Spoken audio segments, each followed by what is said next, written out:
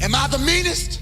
Sure enough. Am I the prettiest? Sure enough. Am I the baddest mofo low down around this town? Sure enough. Well, who am I? Sure enough. Who am I? Any man loud talking spends a night in a box.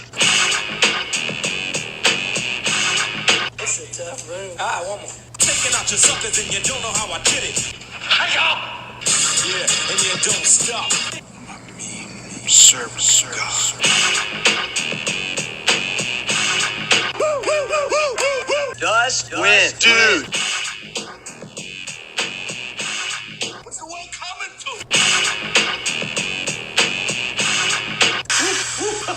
Showtime!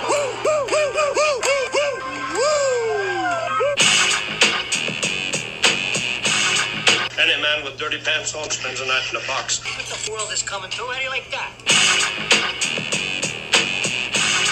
You don't know what you're talking about, do you? Spends a night in a box.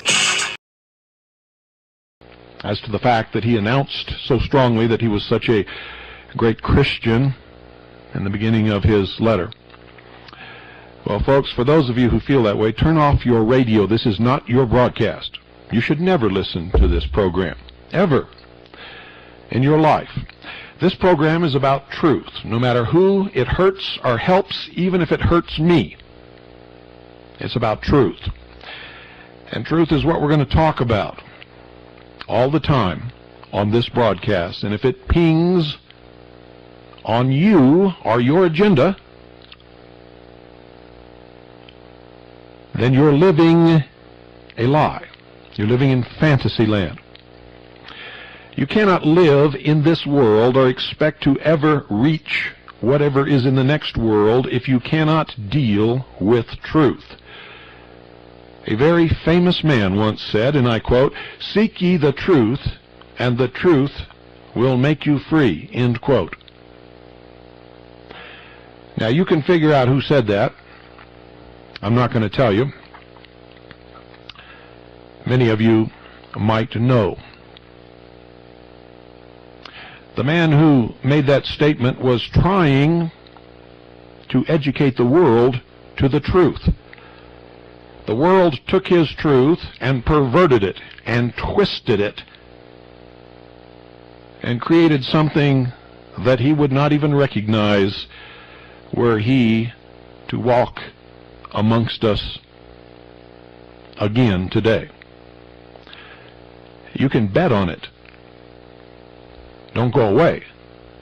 I shall return. When we expose a piece of iron to the air, the oxygen contained in the latter element oxidizes the iron and in time disintegrates it. This process is commonly known as rusting. The blood comes in contact with the air every time it passes through the lungs, and as a needle is drawn to a magnet, so does the oxygen of the inspired air coalesce with the iron in the blood. A process of combustion takes place, which is similar to the rusting or oxidization we observed in the iron exposed to the air. This broadcast, ladies and gentlemen, is a continuation of Freemasonry and Catholicism. The war between the philosophers of fire and those of the waters of faith.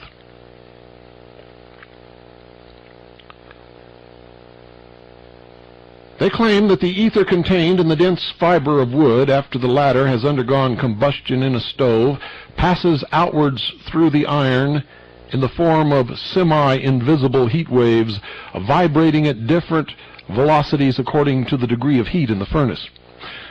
So the spiritual vibration generated by the combustion of oxygen and iron in our physical bodies passes outwards and colors our invisible vehicles according to their vibratory pitch. Low vibrations are seen as red, the higher are yellow, and the highest blue. Experience has taught us that combustible material may be placed in a furnace, and all conditions necessary to combustion may be present, but that until the match is applied, the materials remain unconsumed. Those who have studied the laws of combustion know also that a forced draft carries with it great quantities of oxygen, which is necessary to obtain heat from fuel containing much mineral. The reason for this condition lies in the fact that minerals, being the lowest in the scale of evolution, vibrate at a correspondingly slower rate than the plant, animal, or man. It requires a maximum effort to raise their vibrations to such a pitch that combustion may liberate their spiritual essence, and oxygen is the accelerator in this process. Were the same amount of oxygen supplied to good vegetable fuel, which naturally vibrates at a much higher rate than mineral, the furnace would be in danger of destruction because of the intensity of the heat generated. A similar process takes place within the body, which is the temple of the Spirit. This is the flame which kindles the inner fire and generates the spiritual product which passes outwards from all warm-blooded creatures as heat radiates from a stove. Cold-blooded creatures are so low in the scale of evolution that they have as yet no life within themselves, but are worked upon by the group spirit from without entirely. And it is the group spirit which generates the life-giving currents responsible for the animation in these creatures. These currents pass inwards to sustain the nascent life until it shall be able to respond and begin to send currents outward from itself. Now, these radiant lines of force, emanating invisibly to the physical sight from our dense bodies, are our aura, as already stated, and while the color of each individual's aura differs from that of all other individuals, there is nevertheless a basic or ground color showing its status in the scale of evolution. Now, before you get carried away with this, especially if you're a new listener and have never heard anything about any of this before, I'm going to tell you that every single bit of it is absolute total crap. Has no basis in science, cannot be proven by anyone.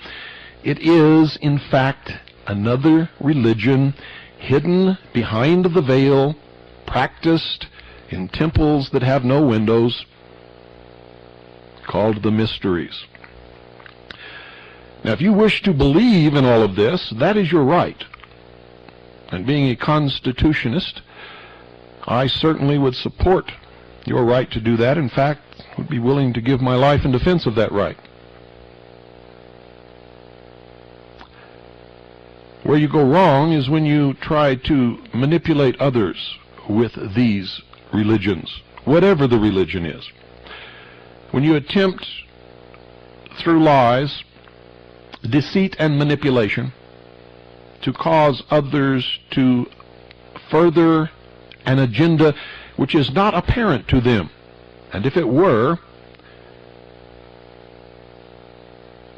they would not participate, would not back that agenda. In fact, might turn upon you. Liberty is the process wherein each individual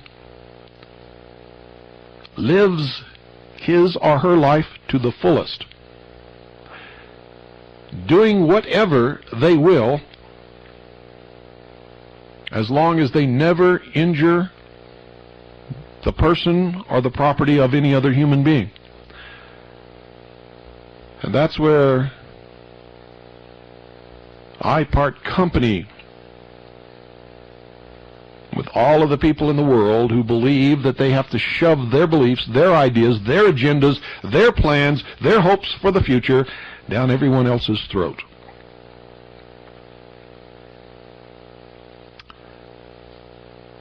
The world is being lied to today. Most people are living in a state of deception, fantasy, if you will. They're being manipulated toward a world which in reality will bear no resemblance to the myth that is being perpetrated about that future world. And it doesn't take too much intelligence to figure that out once you get past the veil of fantasy, the deception, the shimmering mirror, wherein you look in and see yourself looking back, and you just look so good to yourself that you don't want to walk away from that mirror or hit it with a hammer and see what's on the other side. The reality. Most people went to Disneyland and never came out. The park is closed. Their e-ticket doesn't work. The rides are not spinning around, and yet they still walk around and stroll and enjoy the fantasy.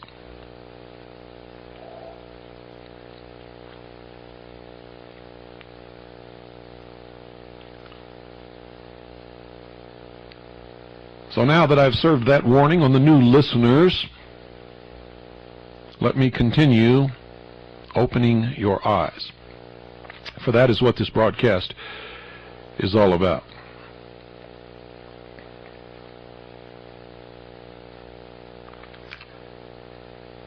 In the lower races, this ground color is a dull red, like the color of a slow-burning fire, indicating their passionate, emotional nature. Remember Star Trek? Remember Dr. Spock? Spock was the most evolved of all of the creatures aboard the Starship Enterprise, and he operated from a pure level of intellect. He did not understand emotion or love or passion. Kirk was sort of the bridge between the other people on the starship who were swayed by their emotions, their passions, and occasionally even he was. But he could understand the intellectual and the emotional. And he represented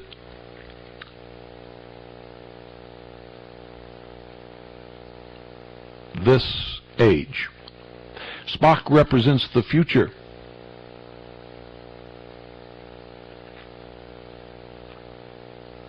In the lower races, this ground color is a dull red, like the color of a slow-burning fire, indicating their passionate, emotional nature.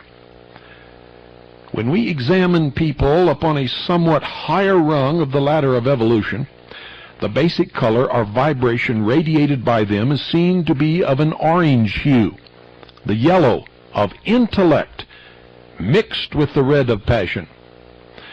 By the spiritual alchemy unconsciously performed by them as they travel along the path of progress and learn to make their emotions subservient to mind in a measure, through many experiences in the school of life, they are gradually freeing themselves from bondage to the martial Lucifer spirits and the war god Jehovah, whose colors are scarlet and red.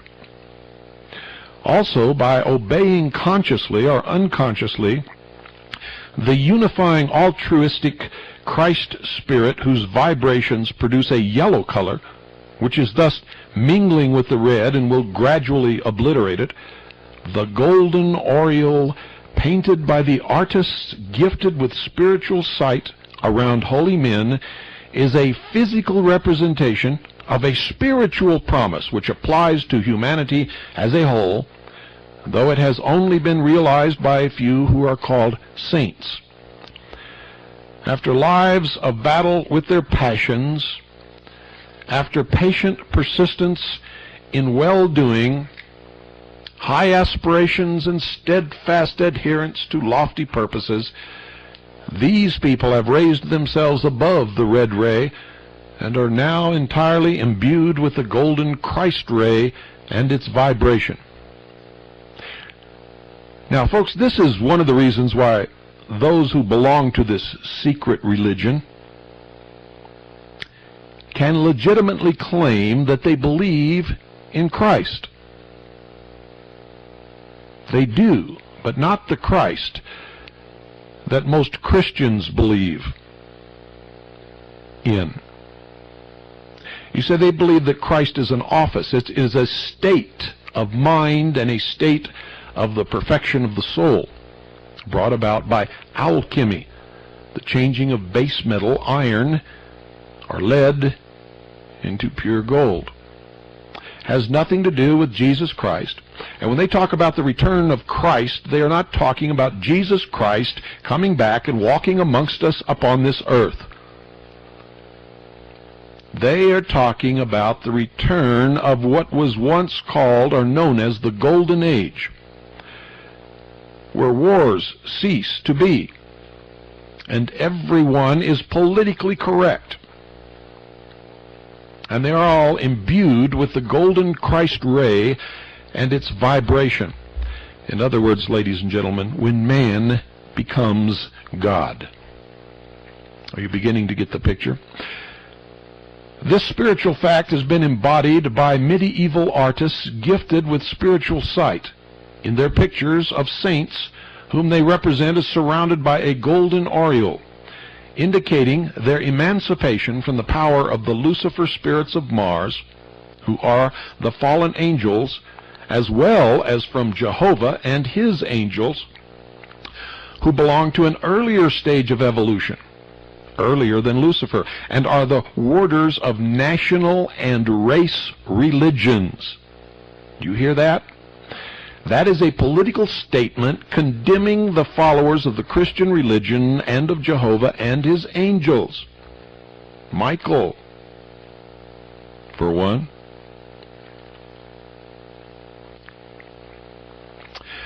Because they're the warders of national and race religions, both of which have become politically incorrect and will not be allowed in the New World Order.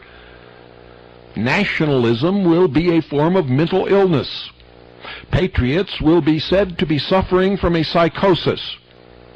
And race religions, which declare that it is a superior race, are a race that has a covenant with God, are a race that is God's chosen people, are a race that is the true Israel, are scheduled for extinction, ladies and gentlemen. I've told you this over and over again, and that's why you are wrong about the Jews. Yes, there are many Jews involved in this, but they are not of the religion of Judaism. They are secular humanists who believe that through the perfection of the intellect, man himself will become God. They belong to a secret brotherhood that practice the ancient mystery religion of the Christos, the perfection of the soul. And this religion existed long before Jesus Christ was ever born.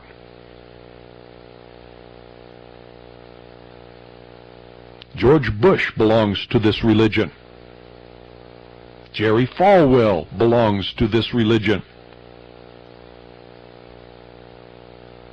Bill Clinton belongs to this religion.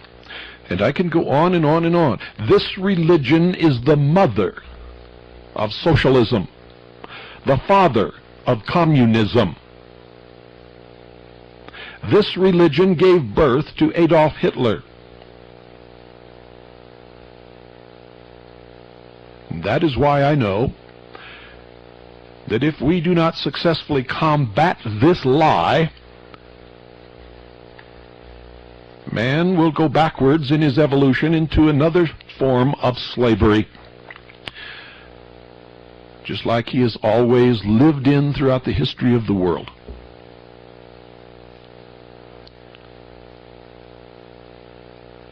The founder of this religion is Lucifer, Satan. Whether you believe in Lucifer or Satan or not, his followers are called the Magi. The Magi are the practicers of the art of deception, illusion. Remember?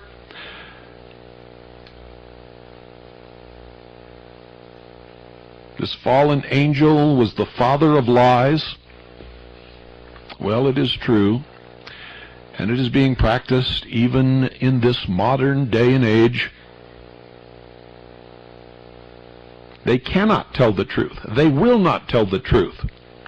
They lie and deceive and manipulate because their world that they wish to bring into being would not be accepted by the majority of the people on this earth. They would rise up and destroy them. You see, if what they were trying to bring about were good, they would not have to lie about it. They would not have to deceive. They would not have to manipulate. Not at all. Even their religion is a lie. Everything that they do is a lie. They are the philosophers of fire. They believe that all things are renewed in nature by fire. They burn their enemies to make sure that all of the past is erased from their spiritual memory so that when they come back in a reincarnated body, they will not be their enemies still. Maybe that will help you to understand some recent events. And if you're a student of history, an awful lot of events throughout the history of the world.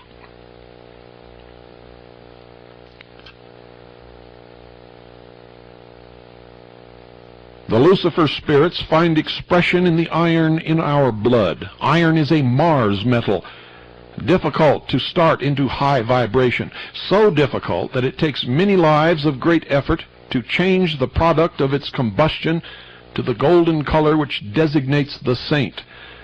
When that has been achieved, the greatest feat of alchemy has been performed. The base metal has been changed to gold.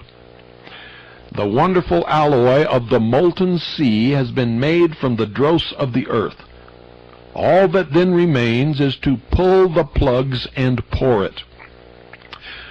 The natural golden color is the Christ ray finding its chemical expression in the oxygen, a solar element. And as we advance upon the path of evolution towards universal brotherhood, even those who are not professedly religious acquire a tinge of gold in their auras due to the high altruistic impulses common to the West. Paul speaks of this as, quote, Christ being formed in you, end quote. Paul was a member of this secret religion, and if you really understand the symbology of the mysteries and read the words of Paul in the Bible, you will see that he did not have any knowledge whatsoever of a crucified Christ. As you know the crucified Christ up on the cross with a spear stuck in his side, bleeding from wounds of nails through his hands and feet. Having been whipped, the crown of thorns upon his head, thirsty, hanging in the sunlight. No, Paul's Christ was a different Christ, of which you have no knowledge. Paul speaks of this as, quote, Christ being formed in you, end quote. For when we have learned to mix the alloy by spiritual lives, then we vibrate to the same pitch as he. We are Christ-like, ready, as said, to pull the plugs of the crucibles and to pour the molten sea. Christ was liberated on the cross through spiritual centers located where the nails are said to have been driven and elsewhere. And one who has prepared the molten sea is also instructed by the teacher how to pull the plugs and soar into the higher spheres, or as the Masonic saying is, to, quote, travel in foreign countries, end quote, and that is the true source of the term, quote, fellow traveler, end quote. This is in harmony with the dictum of Christ that to become his disciple, one must leave father and mother.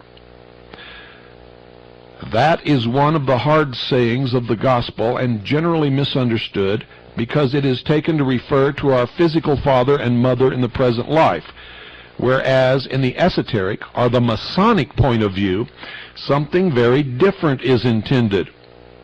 If you are of the philosophers of fire or the sons of Cain, you are to leave your father Lucifer. And if you are of the waters of faith, the sons of Seth, or Adam, you are to leave your father Jehovah, that you have known as God, which is also Jesus Christ.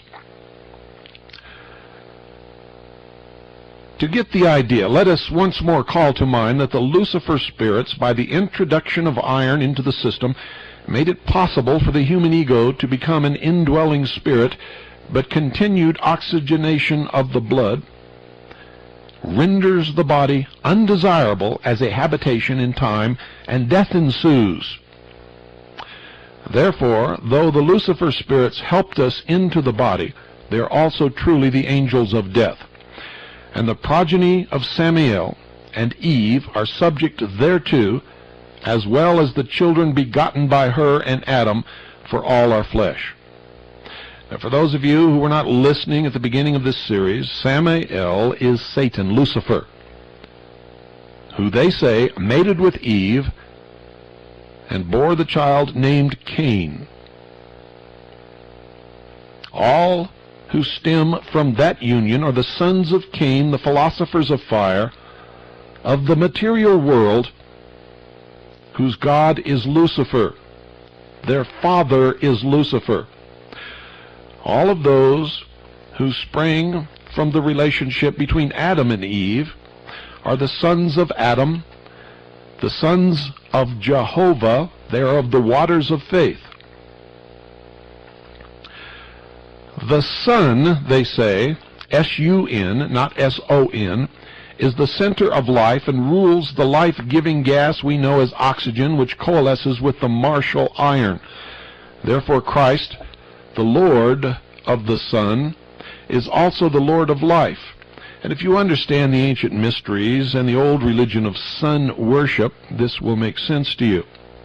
For Christ, ladies and gentlemen, is none other than Tammuz in their religion, is none other than Horus in their religion. You see? And when by spiritual alchemy, as has been explained, we become like him, we are immortal, and thus we leave our father Samael and our mother Eve, and death has no more dominion over us, and that was the promise of Lucifer in the Garden of Eden. That God, Jehovah, was lying to Adam and Eve, that they should eat of the fruit of the tree of knowledge of good and evil. And if they did, they would not surely die, but would become as gods.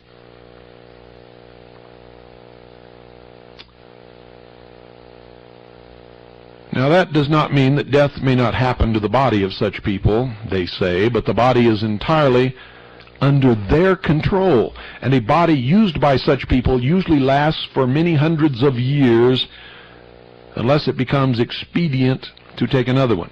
And this is another lie.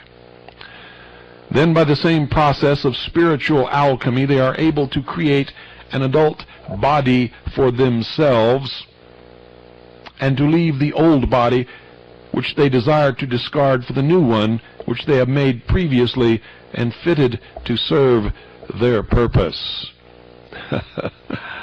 I will return.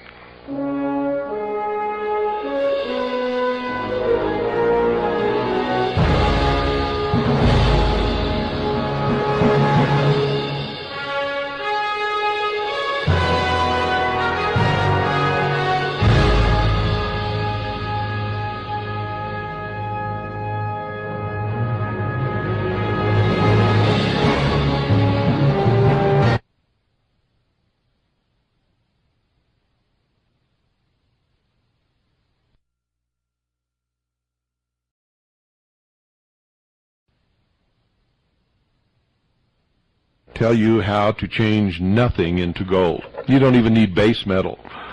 You don't need iron or lead or any of this other baloney, and you don't need oxygen, and you don't need any medieval artist to paint your picture.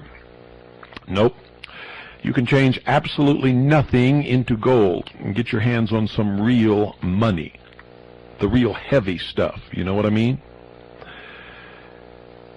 Very simple. Reach in your wallet. You see, I revel in the fact that there are people in this world who will actually give me real money for nothing. For a piece of paper covered with ink with a bunch of lies printed on it, such as Federal Reserve. It's not federal, it's privately owned. There is no reserve.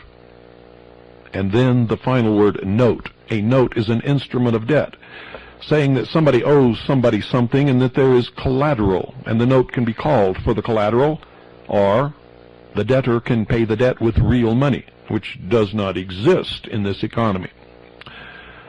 I love it. So I take these phony pieces of paper covered with ink to these people, and I exchange it for real money. Now, these people are not really fools, ladies and gentlemen, for they understood what real money was long, long before we did. And that's why they're in that business. And they have made sure that their future is taken care of, and then they begin to deal in it. They buy it and sell it.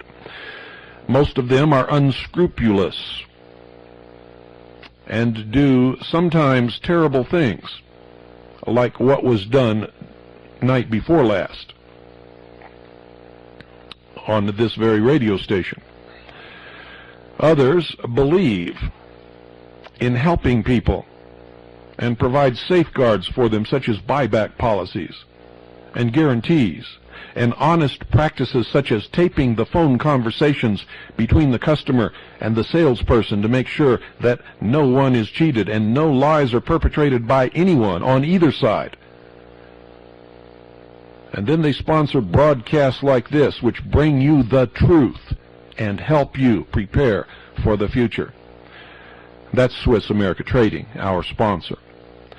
And they're so good that I give you my personal guarantee.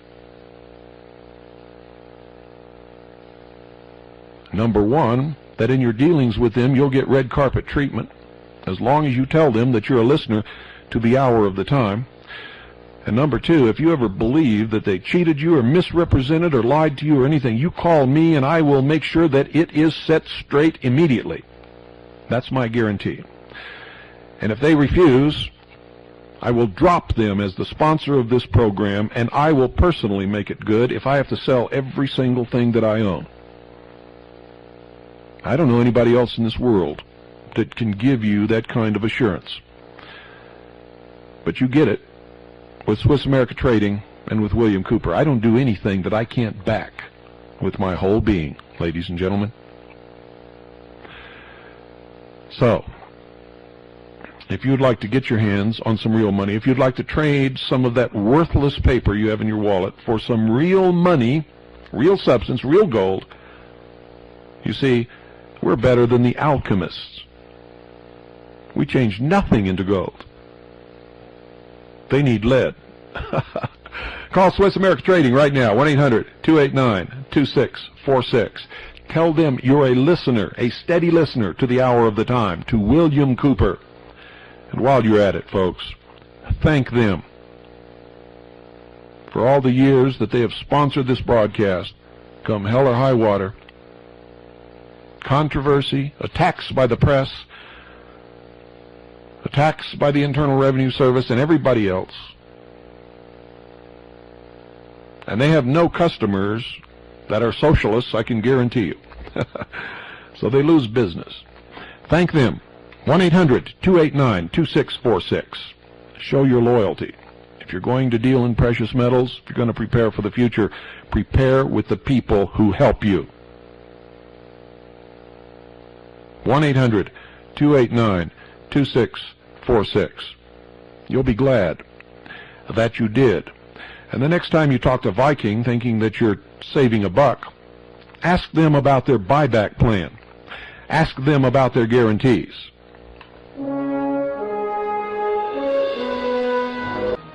The question will now probably arise in the listener's mind, how can an initiate create such a new adult body, ready to wear, before he relinquishes his old one? Pierre Cardin would like to know the answer to that one. The answer to this question, according to the mysteries and the Freemasons, involves an understanding of the law of assimilation. But it should be said in the first place that no one who has just become aware of the spiritual world and perhaps learned to function in the soul body only recently is capable of performing this feat. That's how they cover their butts, folks, because you never, ever learn to perform that feat. But by the time you discover that fact, you have been initiated into the highest levels and you understand what it's really all about anyway. For the only real secret concealed at the highest levels of all of these so-called fraternal organizations, mystery religions, etc., is how to control other people by dangling the promise of a secret that does not exist in front of their eyes until they learn how to dangle that secret and become one of the Illuminati or the leaders in this scam.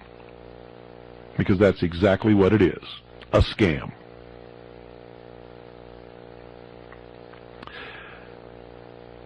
According to them, this requires a vastly more spiritual development, and only those who are very high in the scale of initiation at our present time are able to perform the feat. Good luck. The method is, however, said to be as follows. When food is taken into the body of anyone, be he adept or ignoramus, the law of assimilation is that he must first overpower each particle and conform it to himself. He must subdue and conquer the individual cell life before it can become part of his body.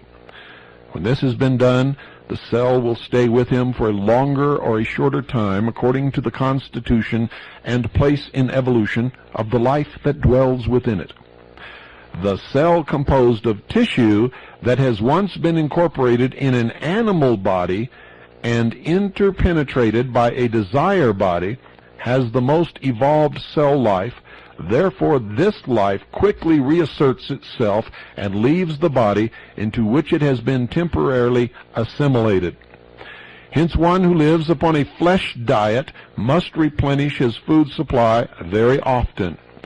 Such material would therefore be unsuitable for the purpose of building a body that has to wait for some time before the adept enters it. Food consisting of vegetables, fruits, and nuts, particularly when these are ripe and fresh, is interpenetrated by a great deal of the ether which composes the vital body of the plant. These are much easier to subdue and to incorporate into the polity of the body.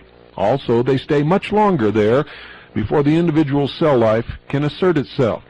Therefore, the adept who wishes to build a body ready to wear before he leaves the old one naturally builds it of fresh vegetables, fruits, and nuts, taking them into the body which he uses daily, where they become subjected to his will, a part of himself.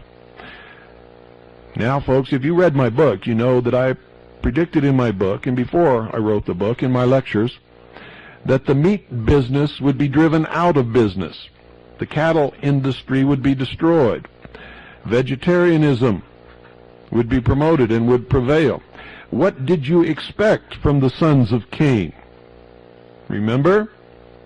Cain looked at the field and was not satisfied with the sheaves of grass growing in the field, and so he tilled the field and doubled the production of grass.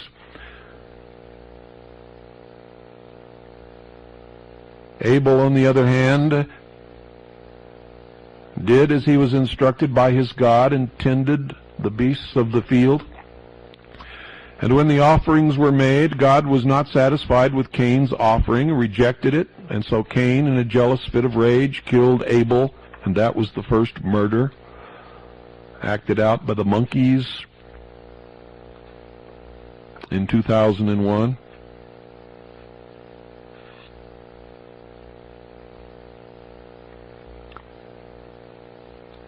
I'm not saying that it's all right. I'm not saying that it's wrong. I'm saying it is what it is, and that is what these people believe. And that's what a lot of you believe. I know that. The soul body of such a man is naturally very large and powerful. He separates a part of that and makes a mold or matrix into which he may build each day physical particles superfluous to the nourishment of the body he is using. Thus, by degrees, having assimilated a considerable surplus of new material, he may also draw upon the vehicle he is wearing for material that can be incorporated in the new body. So in the course of some time, he gradually transmutes one body into the other.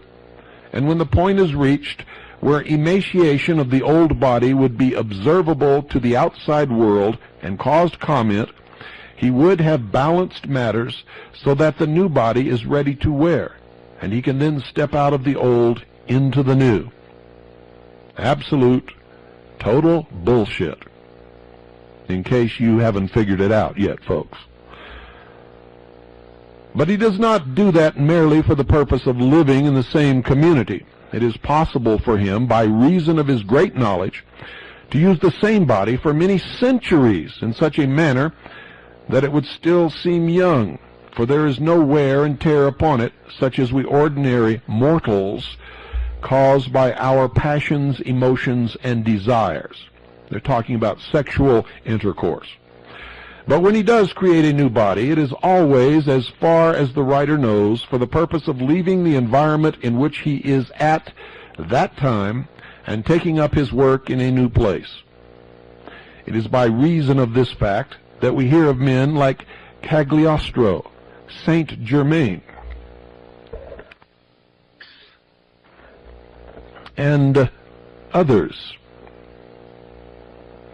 who one day, they say, appeared in a certain environment, took up an important work, and then disappeared. Nobody knew whence they had come or whither they had gone, but everybody that knew these people was ready to testify to their remarkable qualities, whether for the purpose of vilification or praise. This transition of the adept from the dominion of death to the realm of immortality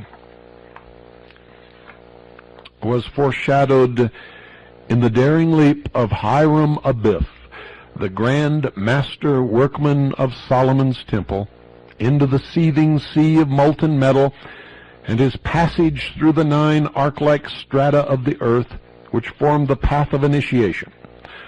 Also in the baptism of Jesus and the subsequent descent from Golgotha into the subterranean region, where his vital body is still kept awaiting the day of final egress of the Christ Spirit at the second advent. And that is exactly the same story in the Egyptian religion of the Osirian cycle.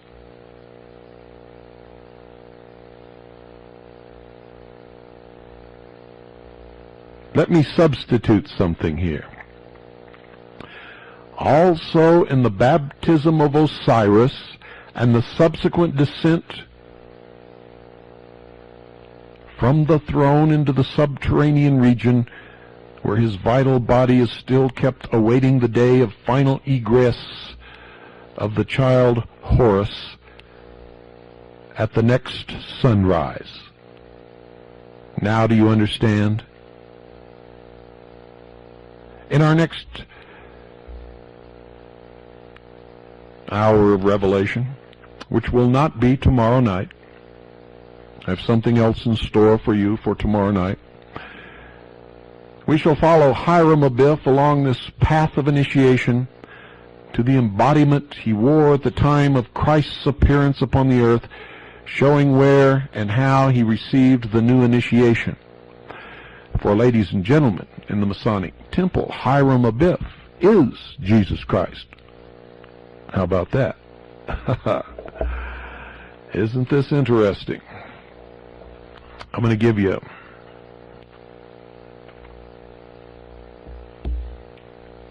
a few little revelations.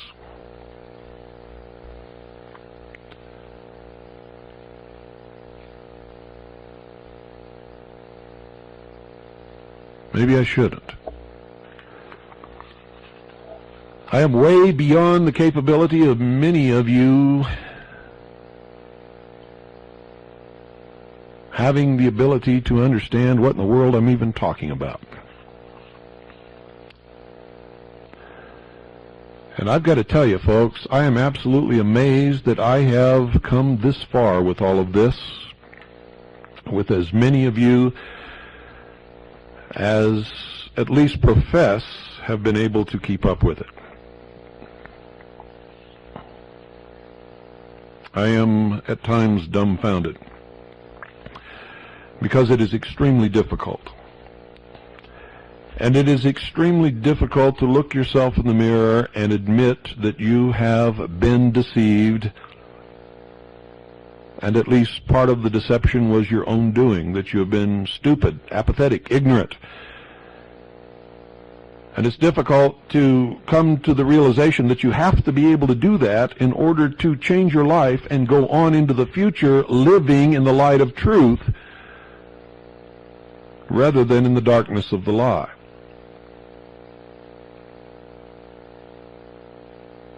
The Magi, the priests of the great lie, the priests of deception who practice the art of magic, and that is what magic is.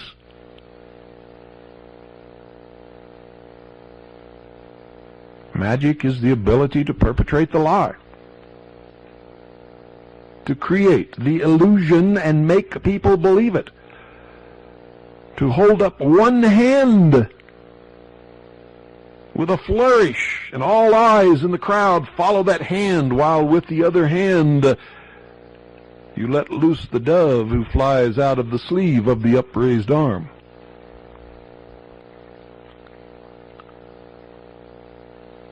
We are living lives steeped in deception,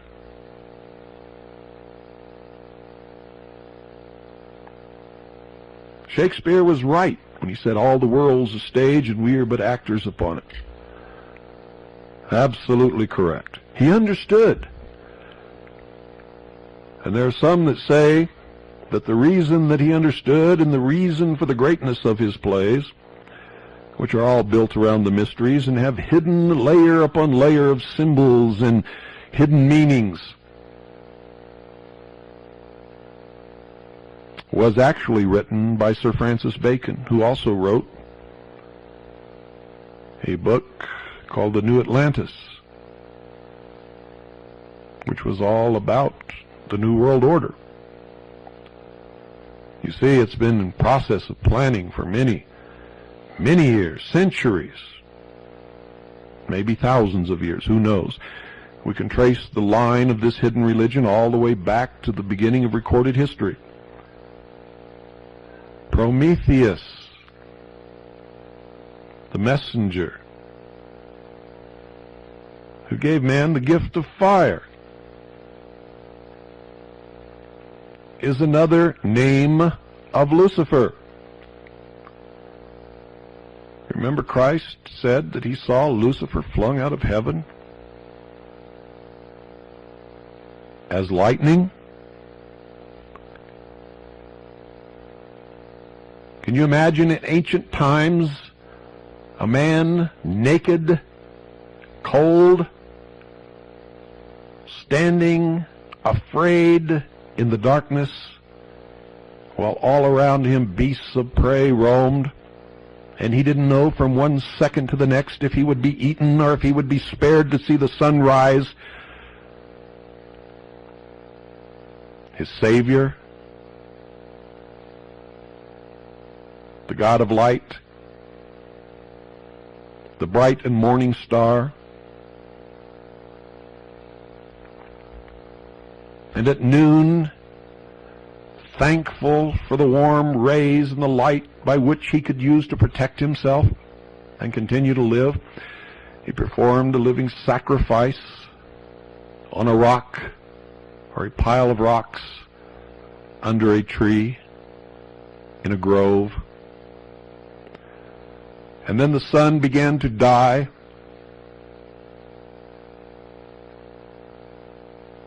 and man lamented the passing of his master and had to confront the Prince of Darkness once more.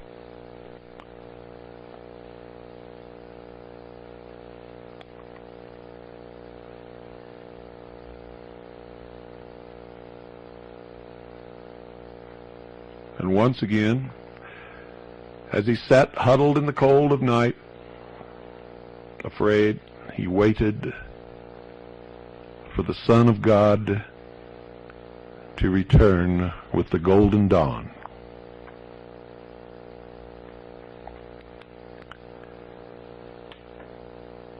In the early days of this broadcast, I did a series of 41 hours of broadcasts entitled The Mystery Series. And what you're hearing tonight and what you've heard the last, week and a half or 2 weeks, off and on, is just an extension of that series, which included a tape with no narration on it of the Luxor Hotel in Las Vegas to show you how all of the symbology exists around you and you don't even recognize it for what it is. If you stand on the entertainment level inside the Luxor Hotel, you'll see a giant obelisk, the generative force, the phallus of Osiris, the Washington Monument.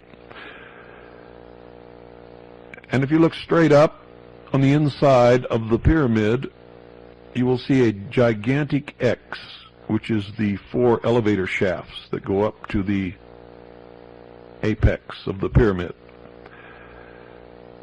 The X in the mysteries is the symbol of man. The symbol of the illumined man is the X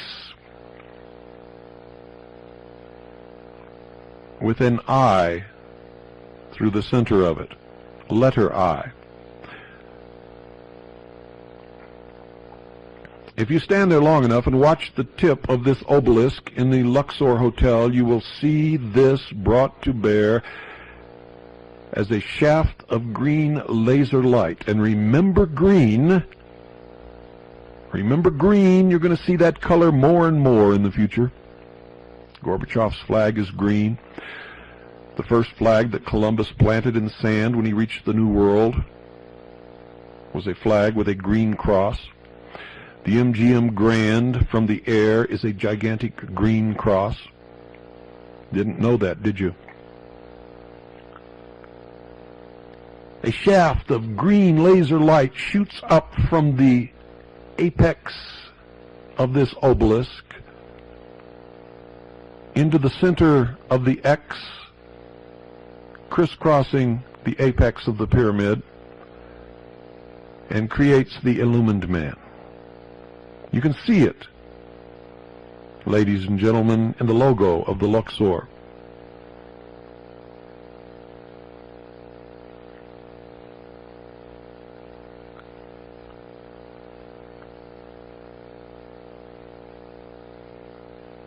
I hope you can all awaken, and I hope we can make this a better world, and I hope we can do away with wars and with evil and with bad things and bad men and women through truth that will overcome the lies.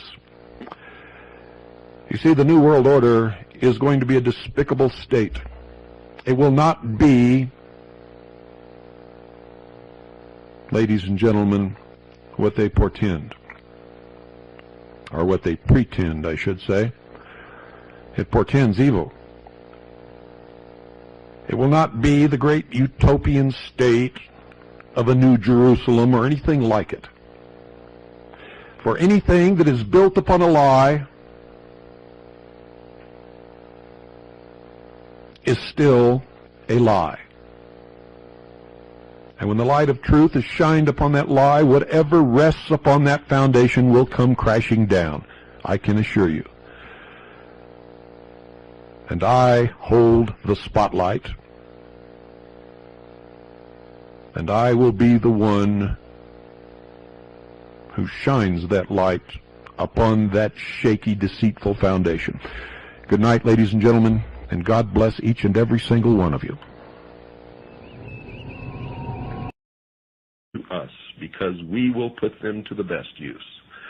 I'm holding in my hand an old, faded, what used to be red hardbacked covered book. It's almost orange now because it's faded with age, entitled Fundamental Laws, 68th Convocation.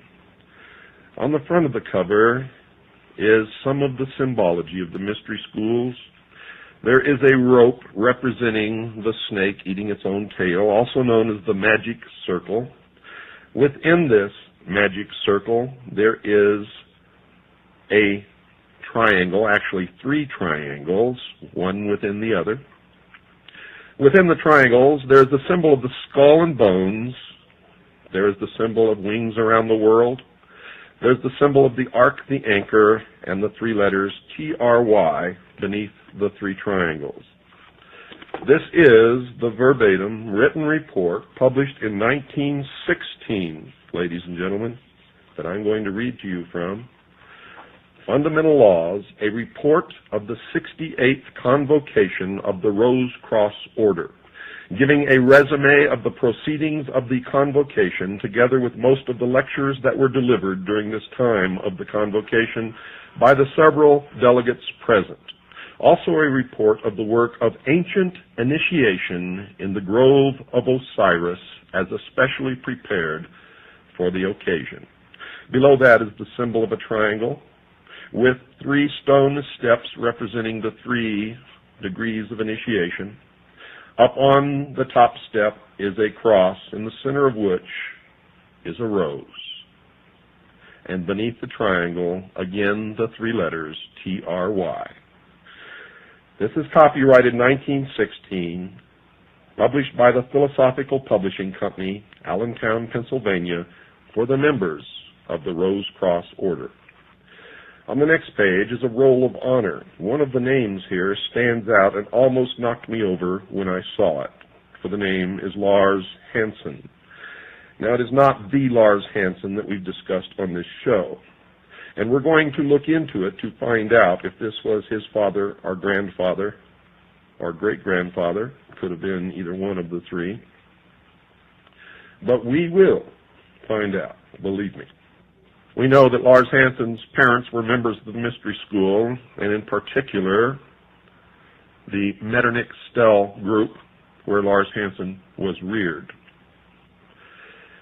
In explanation of the contents of this book, and I'm reading verbatim from the introduction in explanation, in explanation of the contents of this book, it is to be stated that these articles do not give the inner work of the Rose Cross Order, but simply the outer, the public teachings.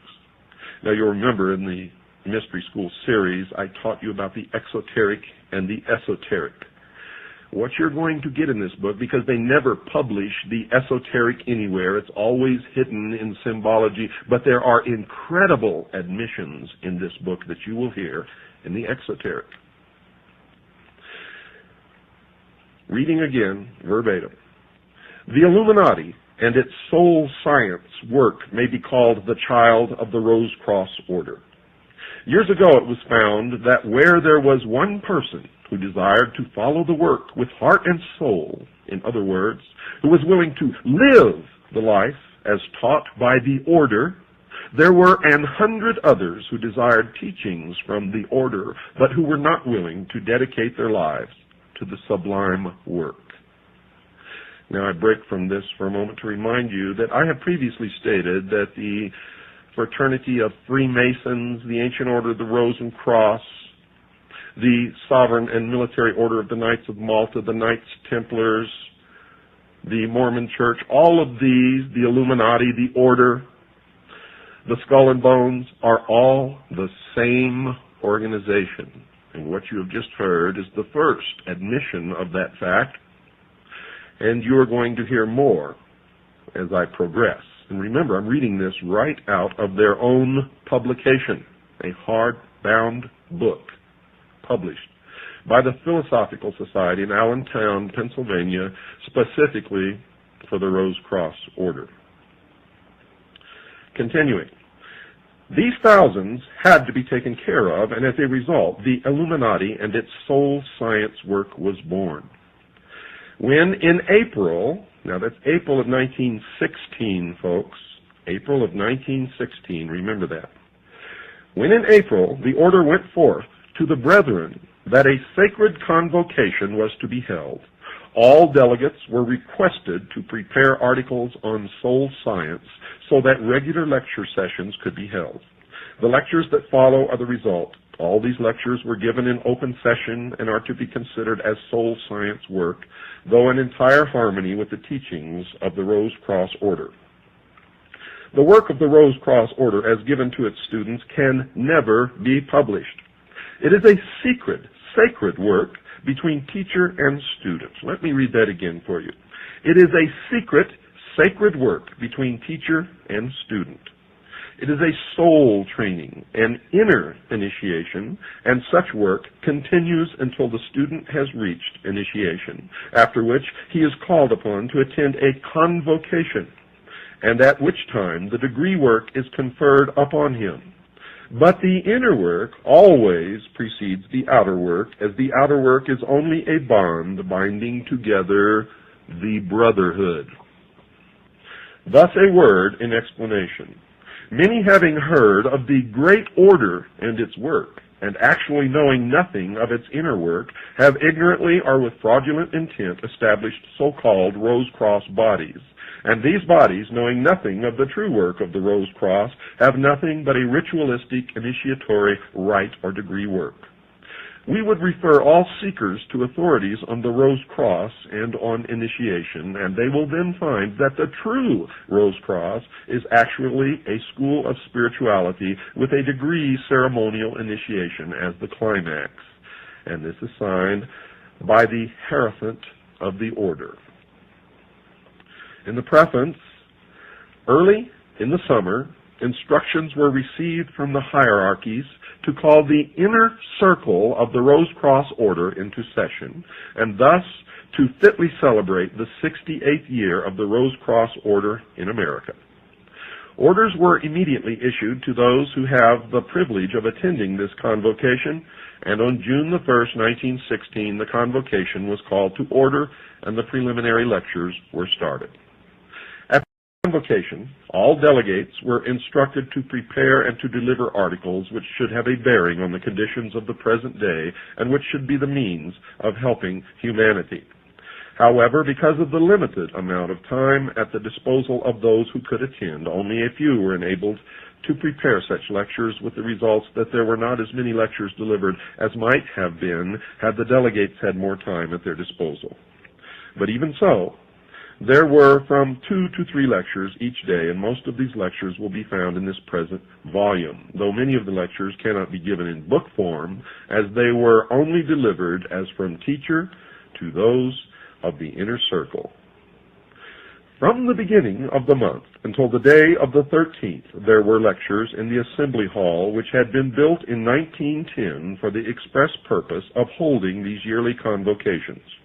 But on the 13th, there were no lectures, as all of the day was required for making the preparations necessary in order that the ancient mysteries might be given to the delegates in a form of symbolism consisting of 3 degrees. I can do no better than to give the article prepared by Grace K. Morey of Buffalo, New York, the secretary of the Rose Cross Sacred College for the Buffalo, New York papers, and which appeared in the Buffalo Express, July 16th, 1916. This is entitled Ancient Mysteries of Egypt Given in an Initiation of 3 Degrees. Pay close attention, folks, for what you're going to hear now confirms much of what I have been revealing to you in the series on the Hour of the Time known as the Mystery Schools. Quoting from the book once again, under the authority of the Rose Cross Order founded in America in 1858, prominent delegates of the order were gathered in the most remarkable conclave held during the last 5,000 years. the publication of whose records now opens to the world the connection of Egypt in her ages of true religion, power, and glory with the mystic seal of the United States, whose heraldic symbolism declaring the mighty destiny of America has until now only been known to a limited number. Not anymore. At Beverly Hall, in the beautiful Tohickon Valley, about 4 miles from the town of Quakertown, men and women of all ranks of life and from all parts of the world, high masons and members of the Eastern Star, physicians, teachers, authors, and members of all denominations, inclusive of the Hebrew, all these assembled at the call of the Grand Master of the Rosecross Order for the 68th Convocation. And that should silence the cockroaches who are now scurrying from the light, who say that they are not all one order. They are known as the Brotherhood, the Order, the Ancient Order of the Rose and Cross, the Fraternity of Freemasons, and, of course, those of you who have been listening know the rest. Reading again from the book. Some years ago, R. Swinburne Clymer, author of The Philosophy of Fire, Ancient Mystic Oriental Masonry, the Rosicrucians, their teachings, Mysteries of Osiris, Soul Science and Immortality, and over 30 other works, bought a mountainous tract of land, and on this was built, quote, Beverly Hall, unquote. An assembly hall, press rooms and libraries and chemical laboratory, which surrounded by orchards, vineyards, and rose gardens, set in terraced lawns, presents with its collie kennels and poultry plants a splendid combination of the beautiful and the practical. To this has been added the mystic, for in a secluded and wooded tract of 50 acres of this land, an artificial lake was made from a mountain stream, a throne room erected, and other improvements made which would be needed for the initiation of neophytes in the Egyptian mysteries. The convocation was called to order on June 1st in the Assembly Hall, built over 5 years ago for that purpose, and the delivery of a series of lectures upon practical as well as mystical subjects began and continued until the close of the convocation. The delegates and teachers presented the lectures, which were followed by discussions upon the subjects of eugenics, scientific motherhood, code of ethics for the schools and home, spiritual Christianity, that's a joke, personal hygiene, diet and health, sin, authority and individuality, Jacob's ladder, initiation, reincarnation, soul development, the second coming of the Christ, and the mystic significance of the seal of the United States. In the time of Solomon, as in the time of the Egyptian priesthood, no ceremony was ever held unless the circle of Solomon, commonly called the sacred seal of Solomon, had been previously prepared. But since the fall of Egypt and of the Temple of Solomon, this seal has been practically unknown, except to a limited number of students of ancient religions and mysteries. Folks, the seal of Solomon is not the six-pointed star which is on the flag of Israel. It is not the seal of David or the Star of David. It is not the seal of Solomon, as you will soon discover.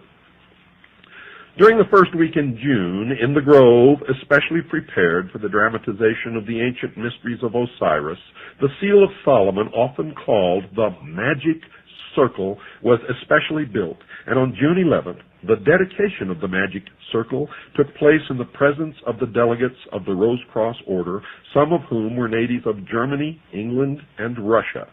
This was in accordance with the system as practiced by the ancient priests of Egypt and the Sanhedrin of the Temple of Solomon. On the night of June 13th, the first session of the class, including those of the order taking part in the initiation, assembled in the Grove of Osiris, which was illuminated by electricity from a central powerhouse especially prepared for the purpose and the initiation of the ancient mysteries of Egypt in 3 degrees and 6 scenes. All students of the ancient mysteries and religions know that in the Temple of Solomon there were 3 courts. The outer court for the people being composed of people in Phoenix, Arizona were listening on scanners and rebroadcasting what was happening, my exact telephone calls, over CB radio throughout the Phoenix area.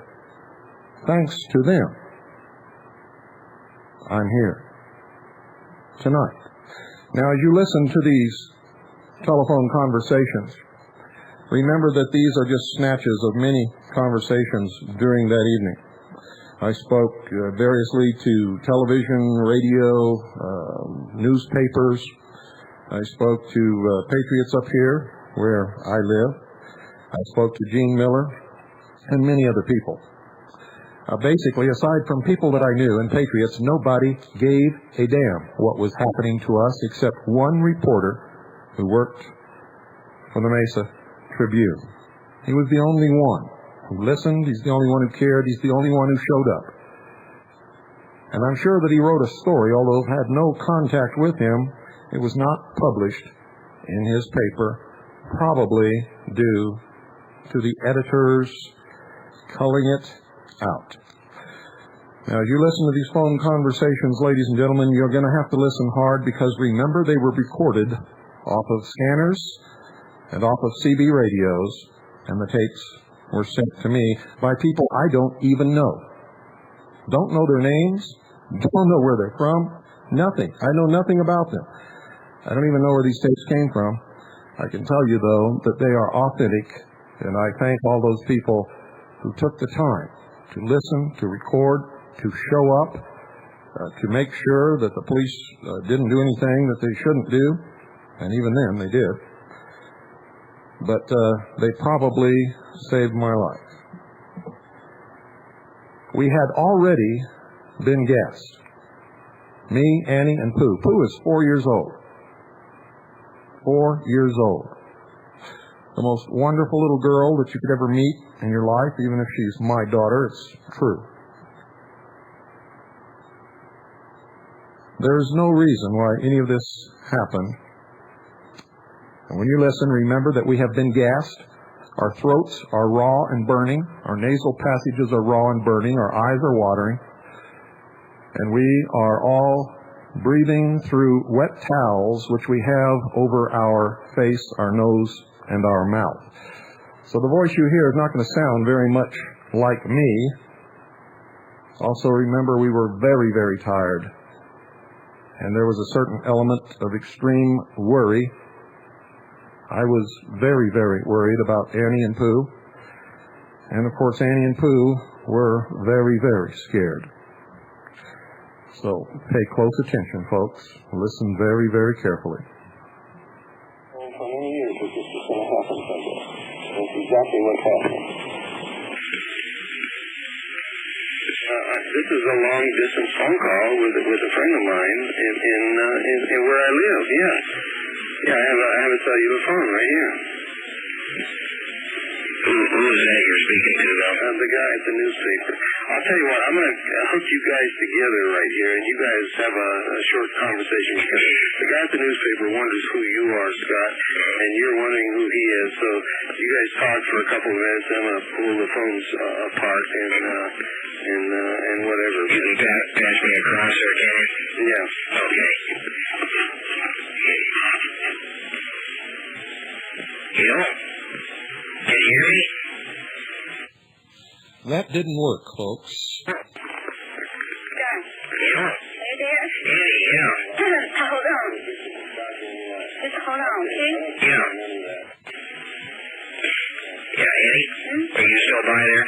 Yeah. Okay. Can you tell Annie what the nature of the problem is here? Did they wake you guys up, or you were apparently awake when they hit the door, or? I think they kicked the door. I think they banging on the door, make a loud noise. Me and Pooh were sleeping. Right. Apparently they wake us up. Then all of a sudden we feel the gas. Couldn't breathe. Yeah. I'm worried about Pooh. I don't worry about anything else. I don't know what the hell's going on, you know. Okay, have you heard any voices, or did you hear a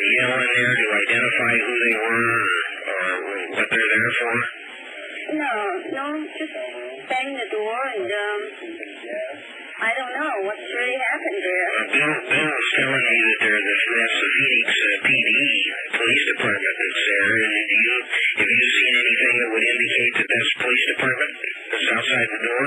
Well, I didn't go out look. I don't know. I really don't know all I know is a big bang on the door, knock on the door. And I didn't go out look. I just stayed in the room. Yeah, but from what you could hear inside the room, you didn't hear a voice that identified the people outside at all, right? The air condition was on. I really can't hear nothing, so I really don't know. Sorry to tell you, but the air condition was noisy. Couldn't hear any.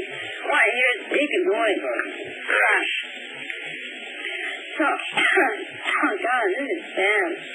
And how long after Bill got back to the room did this occur? 5 minutes. So obviously somebody followed him back from the hotel bar then? Yeah, I think so. Okay. So that's right.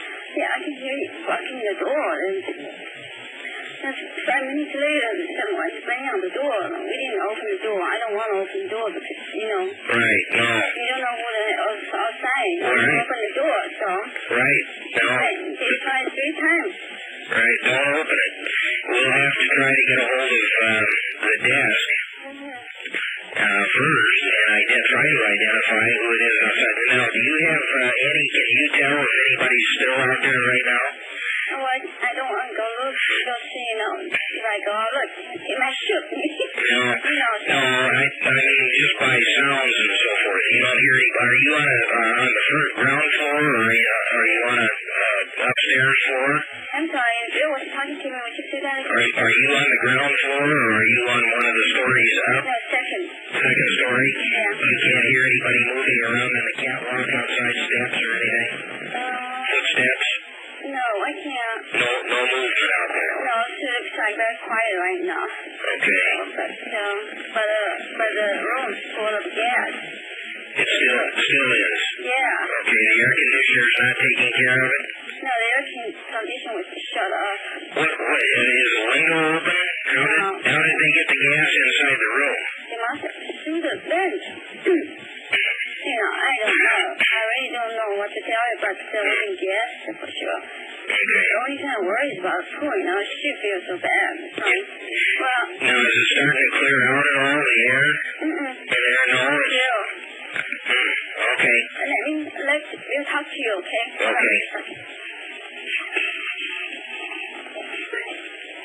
Scott. Yeah, Bill. We're not leaving this room unless we got patriots here to escort us out.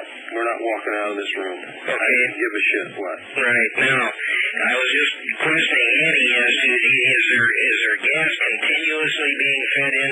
No, there was a tremendous amount of gas came in at one point, and we were all just almost incapacitated. How so I showed Annie and Pooh how to protect themselves, and then it abated, and I called the front desk and threatened them with lawsuit and every other thing in the world. And there were Phoenix police officers outside the door. And now the phone's ringing again. Hold on. Okay. Hello. Yeah.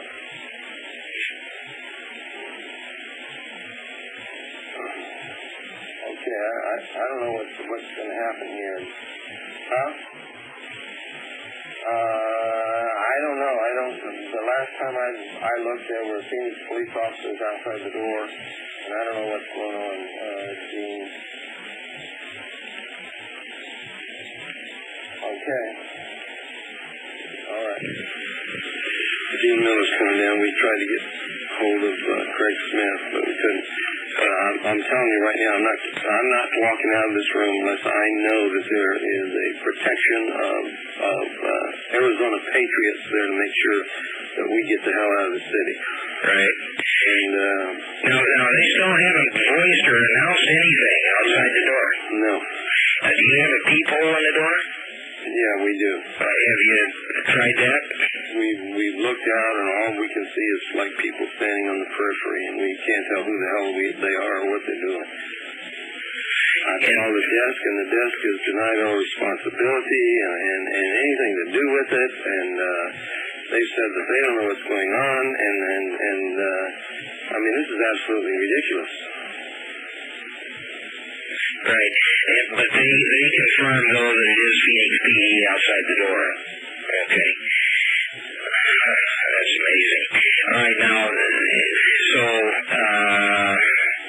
Gene Miller's coming over personally. Miller just said he's coming over personally. Yeah. Is he able to round anybody up that's already down there in that area before he... No, he's a metal salesman. He doesn't have any contact with anybody other than that. Then I take it there's a message in to Craig Smith, all right? Yeah, but Gene said that he wasn't able to contact him because he's out of town. Okay. And this is the first contact you were able to have with Gene Miller? Yeah. Okay. Except earlier this evening, we were all supposed to go to dinner together. Right. Then Gene called, and we just got in about 5:30 or 6. Talked to Gene and said we were all really tired. And we just wanted to relax, you know? Yeah. And so we called off going out to dinner. Right. Canceled the plans. Yeah. Okay. All right. The thing to do would be to have Gene get in contact with me. How long is it going to take? Well, you're down on Thomas. As a matter of fact, you're on that's East Thomas, 2333 East Thomas, right? All right. Right next to the Schwab Parkway. All right. Me. Yeah, that's true. And that's what we need to do at this time. See, we've got to have somebody on the outside that can tell what the hell's going on here. You have a situation where the assailants, you got to assume that's what they aren't even identified. We don't even know for sure that they're PD. You know, they could be anybody. That's true. And now you got a desk that basically isn't even communicating with you, right? They won't communicate at all. Those bastards, they won't even try to communicate or say what's going on. Who the hell is doing what? Right. For what even reason? All right. Now, the only next step that I can think of, though, would be to have you attempted yourself to contact Phoenix PD? No. Well, that would be the next step, because you're definitely in Phoenix City jurisdiction. I heard from Gene he was going to come down here and call me from the hotel. Okay. All right. As soon as he does that, ask Gene to get in contact with me so that I can get a clearer description of exactly what kind of force is outside your room. Okay. Now, there's no rear exit to the room, right? No. The rear exit is like, we're on the second floor. I mean, I could jump down in the parking lot. Right. But I haven't even explored that or even looked out that direction because I don't want to be a fugitive, number one. And number two, I really can't conceive of a police department being so fucking stupid as to even ignore that kind of a thing. But, that could be absolutely the case, is that there's nobody out there. But if I jump down there, I mean, if it was after tomorrow morning, I would have my new leg and everything would be fine. But right now I don't, and I probably would not be able to get away with it. Yeah, you don't want to go jumping on any second story. I don't want to be a fugitive anyway. I mean, there's no reason for this to be happening at all. Well, the main reason for my question about the rear exit or rear windows, Bill, is to examine it for a potential assault from the rear. And not as an escape route, but just what might be going on at the rear. That's why I asked that. You know my philosophy. If it comes down to it, there will be no running away or anything. If it comes right down to it, I will negotiate a release of Annie and Pooh, and I will make my stand right here. Right. There will be no compromise on my part for any reason whatsoever. I've done nothing wrong. And I will just never do anything like that. Right. Come to the room. Next thing I know, we're being attacked by the police. And, that was within about 5 minutes of your arrival back at the room. Yeah. That you arrived at the room. Absolutely. I never did anything to anybody. I never refused to pay my bill. I never attacked anybody. I never assaulted anybody. I never hit anybody. Nothing. Did you have a beast on you when you were down there? No. No. Okay. All right. No, not at all. All right. Okay. This is getting stranger as we go on, Bob. Well, it really is. You know, I've warned you guys. These people have been watching me for a long time. They've just been waiting for something to happen. I don't know what's going on. I don't know who instigated it. I don't know why this is happening. Right. It should never have happened at all. These days, you just barely taught me. We got your registration as your right name. Yeah. So we got to assume that somebody at the hotel aroused all this attention for you. Either that or some outside force that has bribed some people or done something. I don't know what. But there's no reason for any of this. If that's the case, then and the hotel now seems to be covering up the fact that they gassed us. Well, that's right. That's what I'm beginning to piece together. In other words, they had something to do with the claw, the cops in the first place. And so therefore, that's why they've terminated all communication with you, and there's no assistance. Right. Because they were in on it, to start with. All right, now I'm trying to estimate Gene's time of arrival because all I got to go on is the assumption, not knowing where he lives, that he's way out north, somewhere near that office. Well, as soon as we got them identified by, let's say, Gene, we're going to have to assume that it'll be Gene identifying them. Then there will be contact made, but in the interim, I don't think it's advisable to do that because it's liable to bring heat down where there may not particularly, we don't even know for sure that that's Phoenix PD represented out on your catwalk there. No, if I had tape recorders that I could hook up to the phone line, I'd talk to anybody. Yeah. But I don't. Right. Okay, now, while we've been hashing this over, have you heard any further activity or movement outside? Absolutely not. Are you getting any shadows from the lot lights out there? Nothing. And I've told Pooh and Annie stay away from the windows and everything.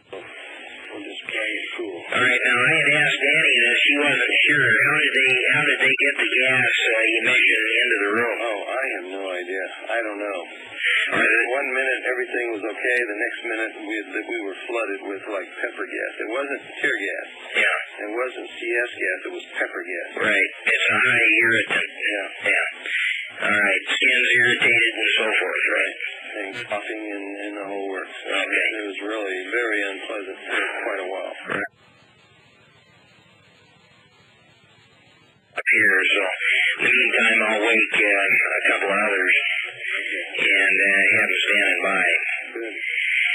And we'll wait to hear from either you or Gene. The police still there? The police are outside the room as far as I know. We refused to open the door. They have not presented any warrant or any legal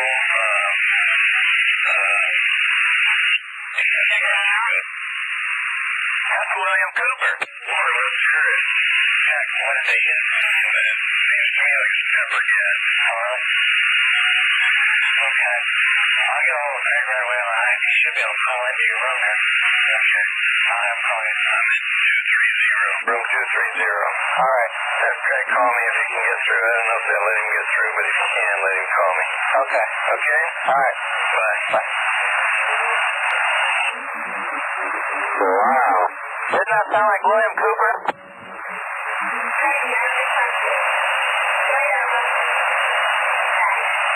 He said it was Bill. Sounded like William Cooper, man, and he said Pooh and Annie, and he called his kid Pooh, and his old lady's name is Annie, right? Yeah, that just wasn't clicking. Duh, that was Bill Cooper. You know what happened? He said earlier he was in a fight with somebody in a bar or got into a disagreement.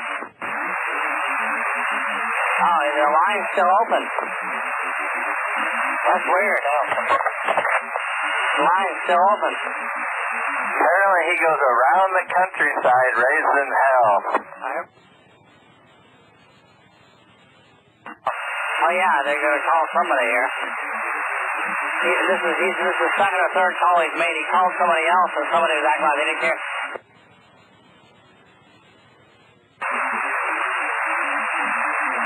I thought he would give out the cell number. I'd like to call him up. So you need some help? He's in room 230. He is in room 230. What is that, the Embassy Suites over there, isn't it? I don't know, 2333 East Thomas. Yeah, I think that's Embassy Suites right there. It is. Oh, it's positive. That's Embassy Suites. Well, sure sounded like Bill Cooper's voice. Yeah, now that you said that, man, I'm just about flipping out because he did say Pooh and Annie, and that just, man, it didn't click when he said it. Who's Bill Cooper? He's the guy on the radio that has the show from 9 to 10 every night. You're kidding me? No. Oh. Well, he did say that he got in a disagreement with somebody in a bar about politics. Wow. I swear to God, that was the first call he was trying to explain to somebody that he got in a disagreement with somebody over politics. And he's just not trying to leave, and next thing I know, the cops are here, and I've been sprayed. Wow. I should have couldn't have recorded that, huh? He thinks that he's not going to get out. He's trying to call as many people as he can. I'm about ready to get in my car and go down there. Here it is. Bill Cooper. Yeah. It is Bill Cooper. We're in a motel room in... He said it's Bill Cooper. Did you hear that? Yeah. And we're surrounded by law enforcement, and they've already gassed us with pepper gas. Me and Annie and Pooh. What?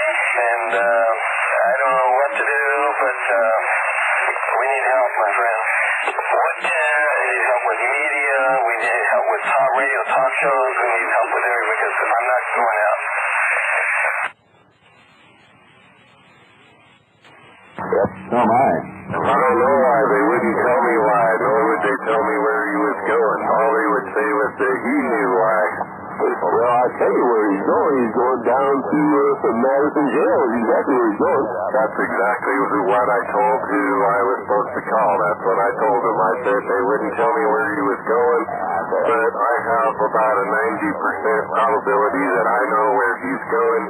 He's at Madison Street Jail, and probably Pooh and Annie are at Good Sam being looked at because they were sprayed with gas.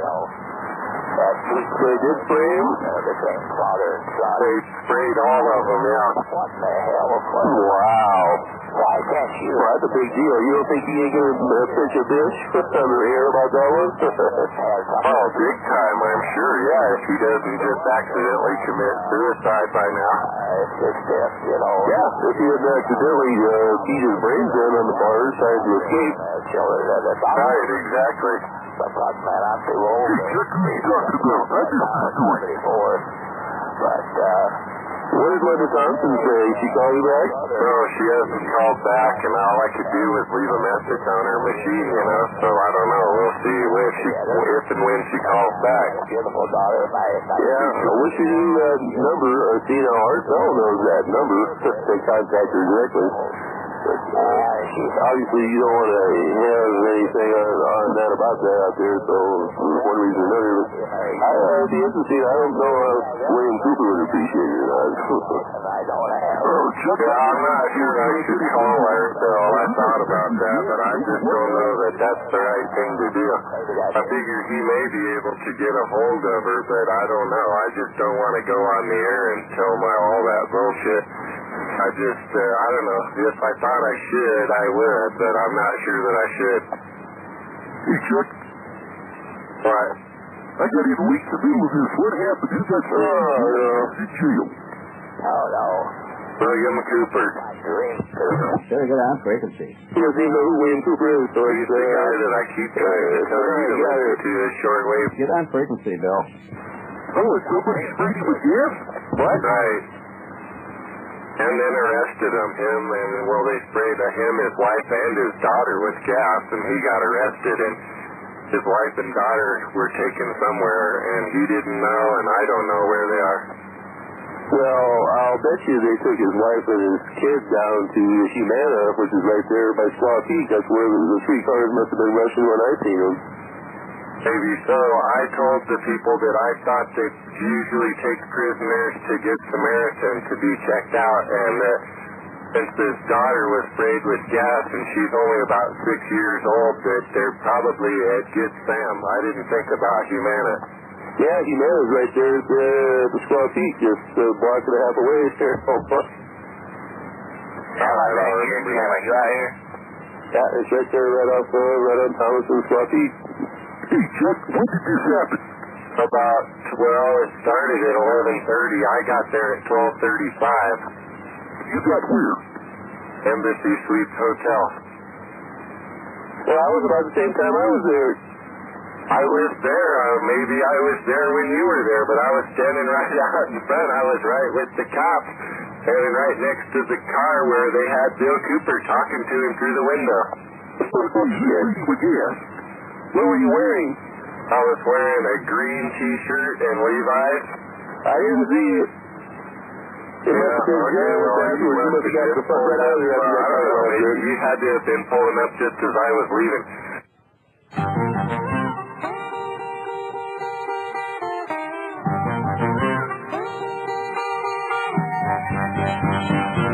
I know a fella who lives down the block. His elevator don't go quite to the top. Works out at the mega mall where everybody shops. Step out of line, cause he's here to take a bite out of shopping mall crime. Yeah, 10-4, got a little problem in the parking lot here. 10-4, Roger now. No, I'll handle it. Look at that fella parked in that handicap place. He don't have a sticker on his car any place. Saw me coming, started running, so I shot him in the toe. I yelled, "Hey, you handicapped now, boy, you don't have to go." Hey, you quit hopping around there for a minute, I'll give you a temporary fix. What's wrong with you? Heel taps on his chin and sheet, one bullet in his room. He saunters down the sidewalk, makes the sparks fly just for fun. All the little kids marvel and the teenagers run. Ain't gonna be no crime when the super cop is done. Super cop, yeah, he's always on guard. Super cop, believe him coming down hard. Super cop, law enforcement is his life. He's got an autographed picture of him, born in fight. Buford here. Yeah, I'm in the grocery store, got another one. No, I don't need no backup. Buford White, that is. Officer White of the Phoenix Police Scam Department. You know she's only last night. Hey, ma'am, guess I'm just gonna have to run you and all these little crumb grabbers downtown. Or you can drink that bottle of corn all there and get your count done. Just a little more. Come on. Now, don't it feel good to know you're legal? Got a 63 GMC, daddy hand painted black and white. The white team clothes and nobody knows where he got that black and police flag. 10-4 back in the parking lot. Yeah, got a little 1122 in the Brock's eye. No, I got it under control. Look, parking that fire lane, shiny new cars there. I'll teach that little hot rodder lesson he won't soon forget. Now, most cops are just writing a ticket or put a wheel lock on his car. Not me, I'll strike a match, put it in the gas tank, set it on fire. Makes punishment fit crime, I always say. That way to learn by association. Oh, Lord, I didn't know fire like infernal. I can't. Look at that. I bet when the flame shows out, it looks like a big lava lump. Super cop, he's got his eyes on you. Super cop, you better watch out what you do. Super cop, now don't you step out of line, cause I'm here to take a bite out of shopping mall crime. Super cop, I'm leaving coming down hard. Oh, here comes that lady I made drink that corn on. Looks like she's in a hurry. Restroom? Yes, ma'am. Just go down aisle 9 there and turn left. Oops. Need a cleanup on aisle 9. Aisle 10. 11. 12. Boy, I never saw a grocery store empty out the pack. We ain't even got no checkout people left. I wish I had another bullet. A little target practice on them turkeys. There wasn't a vehicle like yours parked in front of Jerry's when I pulled up because I thought about parking there, and I noticed there was no vehicle like yours there. There was one like a Honda car there, maybe some other car, and that was it. But there were like 4 spaces open. I thought about parking there, but I decided to pull around back and kind of case it out first. Yeah, I came in from behind off of 24th through Gnostic development there, because I know you can get there. There, and I figured they'd be all over the front, so I came in through the back, didn't see anything, and came up around behind Jerry's and seen all the cops in the world there, and then just as I pulled around to the front park right next to that Honda-looking thing, I seen there were 6 cop cars there, and some other blue thing that looked like, I don't know what, and some guy with a white shirt with like shoulder patches on it. I don't know who the hell that guy was. But shortly after that, the three of them got out of there real quickly and went down towards Squaw Peak, which should have been transporting his wife and shit. I don't know, but I don't know who the guy with the white shirt with the little hat thing. I guess he had to do something with the. He kept talking to the cops. I don't know what information he was giving them, but he looked like a bus boy or something. I don't know what.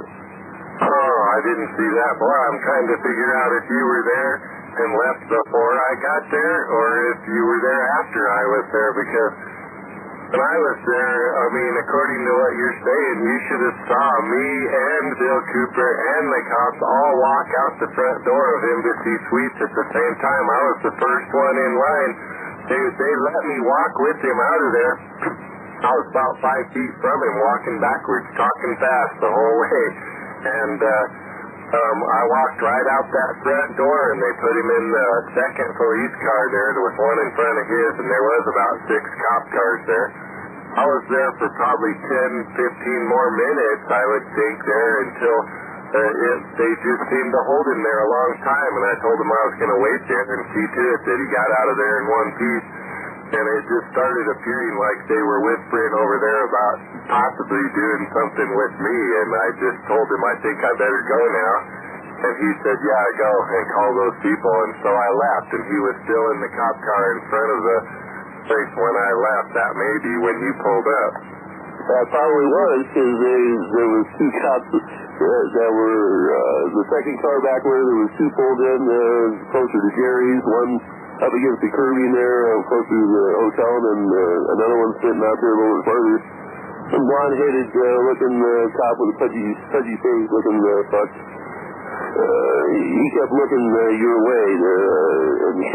It looked like they wanted to come over and ask him nowhere, and we got out of the van and walked over towards the side gate, which you used to be able to go into, and had card access on it, so I couldn't get in there anymore, because the key I had would work, it's card access now.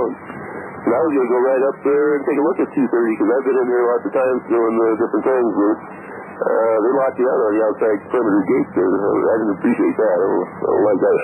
That's basically, I walked up to the same gate, saw I couldn't get in, and went right around and right in the front entrance. And when you go in there, there's like a courtyard. And right when I walked into the courtyard, they were just basically forcing the door open right then, and that's when I started yelling. Yeah, I know the courtyard's going down. 230 would have been on the west side? It was, yeah, I guess west side, second floor. Why don't you just listen up, Bill? You'll learn more this way. So I was looking at it along the outside, because he was talking about on the scanner there about going out on the balcony or something. That would have been interesting. No, there was no balcony in the rear, if you notice, just a window down to the parking lot. Mm-hmm. I scoped it all out. I went around like you did and checked the outside perimeter first and then went in. You sure? Yeah. Can you tell this story and make some sense to the guy that got him laid out of here? Who poured gasoline? Why was he arrested? Who broke into what? Gasoline, Jesus. The fuck? Well, no one poured gasoline. It was pepper spray or something along those lines, you know, like mace or something. He was on the cellular phone asking for help, and he told who he was and everything, and said he was surrounded by police in a motel room, and that he wasn't coming out until he was surrounded by patriots to escort him out. And I hopped in my car and beeline down there, and I got there just as they were bringing him out, and I started yelling at the police, telling them that they better not hurt him, and that I was there to see to it that he gets wherever he's going in one piece. And they would not tell me what the charges were, and they would not tell me where they were taking him, and they would not tell me where his wife and daughter were. So that brings you up to where we started. Oh, the police are the ones that attacked me. Right. Well, yeah, pretty quick. And he was what, just there sweet, or was he there to give a talk or what? He was there for whatever reason. He was just a guest in the motel. And they would see what he was arrested for. So I asked if they had a warrant. They said, no, there's not a warrant necessary in this case. This is what's called an OV arrest. Do you know what that is? That's what he said. He said, if I want to know what the charges are, I should contact the FBI. And I said, is he under federal charges, under arrest by the FBI? He said, no. And I said, well, your City of Phoenix police, is he under arrest by the City of Phoenix? And they said, no. He's under the arrest by the state of Arizona. And I said, that your City of Phoenix police officers, correct? And he said, yes. And I knew anyway, and I said, so where is he going to be taken? And they said, I can't tell you that. I'll be in a lot of trouble, and I can't tell you that. And I said, well, I've never heard of that. Usually you can at least find out what jail they're taking him to so someone could bail him out or whatever. And he said, I can't tell you any of that. Like I told you before, you should contact the FBI. And I said, I don't know anything about the FBI or any of that stuff. All I'm telling you is I'm here as a citizen to see to it that you do your job and you see to it that his constitutional rights are followed and that he gets where he's going. Are you there, William? Yeah, I'm here. Folks, this is William. I'm not going to tell you his last name. He's not the person who made this tape, but he's one of the people that you heard talking on this tape tonight. William, can you tell us what happened from the time that you got there until the time that you left? Okay. Well, when I got there, like I said, I pulled up, looked at Jerry's. There's a restaurant right next door to the west of it. I looked at Jerry's restaurant, thought about parking there. There were cops galore all over. I pulled around back, and I didn't see any cops around the rear, so I pulled up and parked behind Jerry's. Then I went around to this side gate and saw that they had it locked so you couldn't get in there. So I didn't think they would let me in there, but I just was going to go until I couldn't go any farther. And I ended up just basically making it just through the lobby, and that's when they were bringing you out. And that's when I started yelling at them, telling them that I was here to see to it that you got out of there in one piece, and started questioning them about whether they had the proper warrants and so forth, which, as you heard, I didn't get any of that information out of them, but I was trying. And then I stood there, and of course you and I conversed as to the instructions you gave me that you wanted me to do, and as far as who you wanted me to call and so forth. And I told the police that they just, if they ever did anything in their life, they better see to it that you get where you're going in one piece. And when they kept holding you there so long, I, couldn't figure out why they weren't taking you away. And I just sensed that they were over there definitely talking about me, and I thought that if I don't go now, I'm not going at all, or I'm going to be in the car behind you. And I didn't figure I could do you any good there. So that's when I told you I think I should go now. And so I went to my car. They didn't follow me to my car, nor did they follow me out of there. As I left there, I knew I wanted so bad to follow the cop car when it left there, but I just knew that I couldn't. Little did I know that Richard would pull up right when I left, which he did, and apparently he was there to, even though he didn't come right out front, he was sitting there watching the whole time from where I left off. So that's basically what I saw while I was there in a nutshell. What was my condition? You seemed to be fine, coherent, rational, logical. You seemed like it was a combination of everything, I thought. Stress. I thought you looked like Walter Matthau. Your hair was kind of curly, and basically you looked fine to me. You looked like someone that was just definitely worn out, and your eyes were all bugged out and watery. I could tell that. And you seemed kind of, I don't know, I knew that you wouldn't quite know who I was at first, and I really didn't expect you to just, greet me with open arms. I knew you would be reserved about anyone that approached you, but I was just, trying to do the best I could. You looked fine to me, though. Great. Well, I'm sure that I'm sure I must have been a mess, because we were in that room a long time with that gas, and it was a terrible experience. But you took a great risk when you came out there to help me, and I realize that, and I have a great emotional feelings toward you, William. I'm going to tell you that right now. I really thank you for what you did. Did you see the reporter from the Tribune there? No, I didn't. He apparently showed up just after I left, because and I did talk to him the next day, and he said that he was there until you went away, and that you did go away in a City of Phoenix car. I was worried that they would transfer you to another vehicle. That was the main reason I was trying to stay there. Anyway, so thank you, and I would do it any time again. I was scared to death when I left to go down there, but I was listening to it. I felt like you were in the water. I was standing on the side. No one else would know what was going on. I was the chosen one, and it was my duty, and so I just reached down and just did it. Well, I'm certainly glad that you did. I know it took great courage, and I know that you were afraid, and I know that you did. I watched you challenge the police repeatedly to try to get information, to the point where you could have got arrested yourself. And I was listening when the police officer said to call the FBI if you wanted further information. So we know that the FBI was involved in this in some way. It's also very strange that the police officer said that if he told you where he was taking me, that he could get in trouble. I remember him saying that too. Also, as we pulled away, I asked him I said, what does the FBI have to do with this? And he completely ignored me. They did not take me to the Madison Street or the Maricopa County Jail.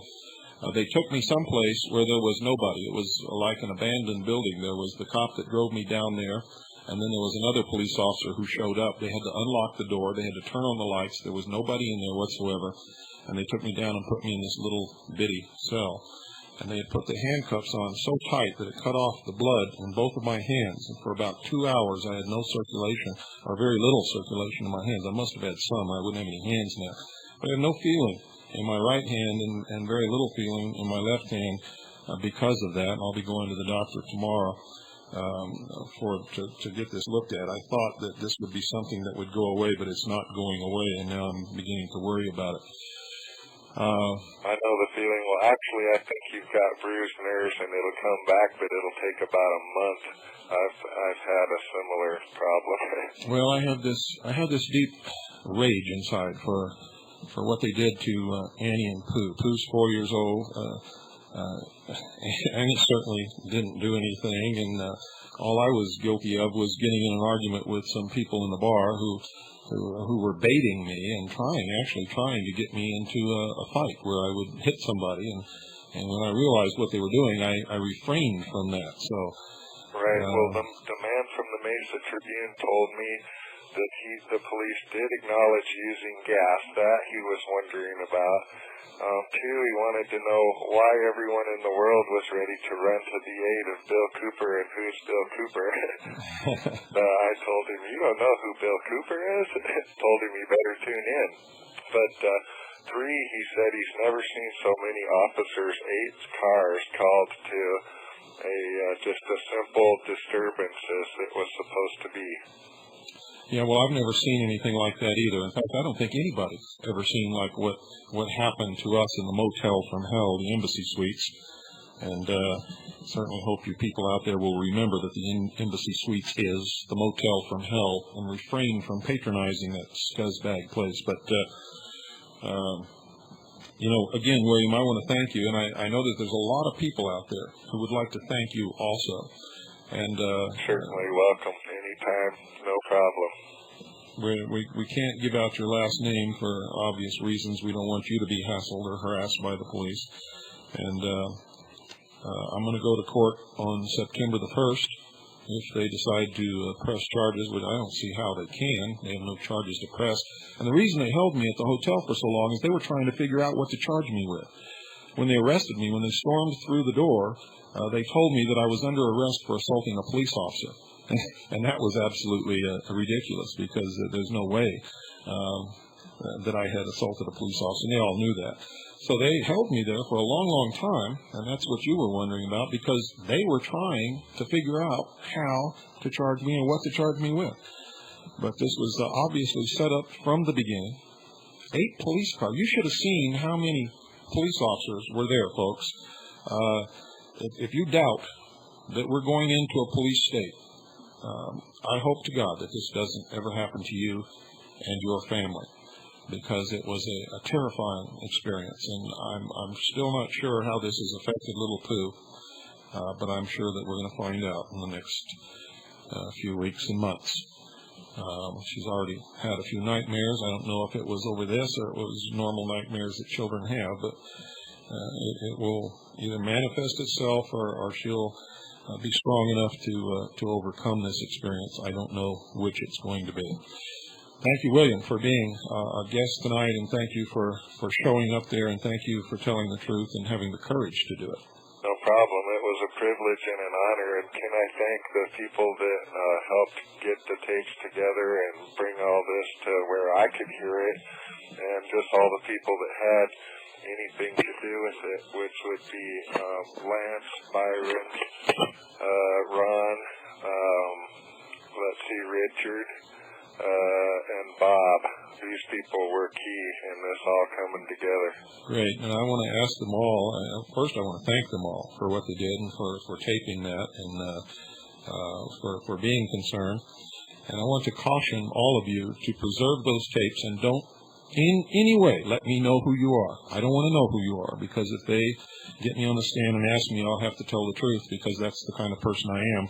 And I don't want to be able to tell them who has those tapes, because they might disappear. So please don't let anybody else, or don't let me know who you are. I don't want to know.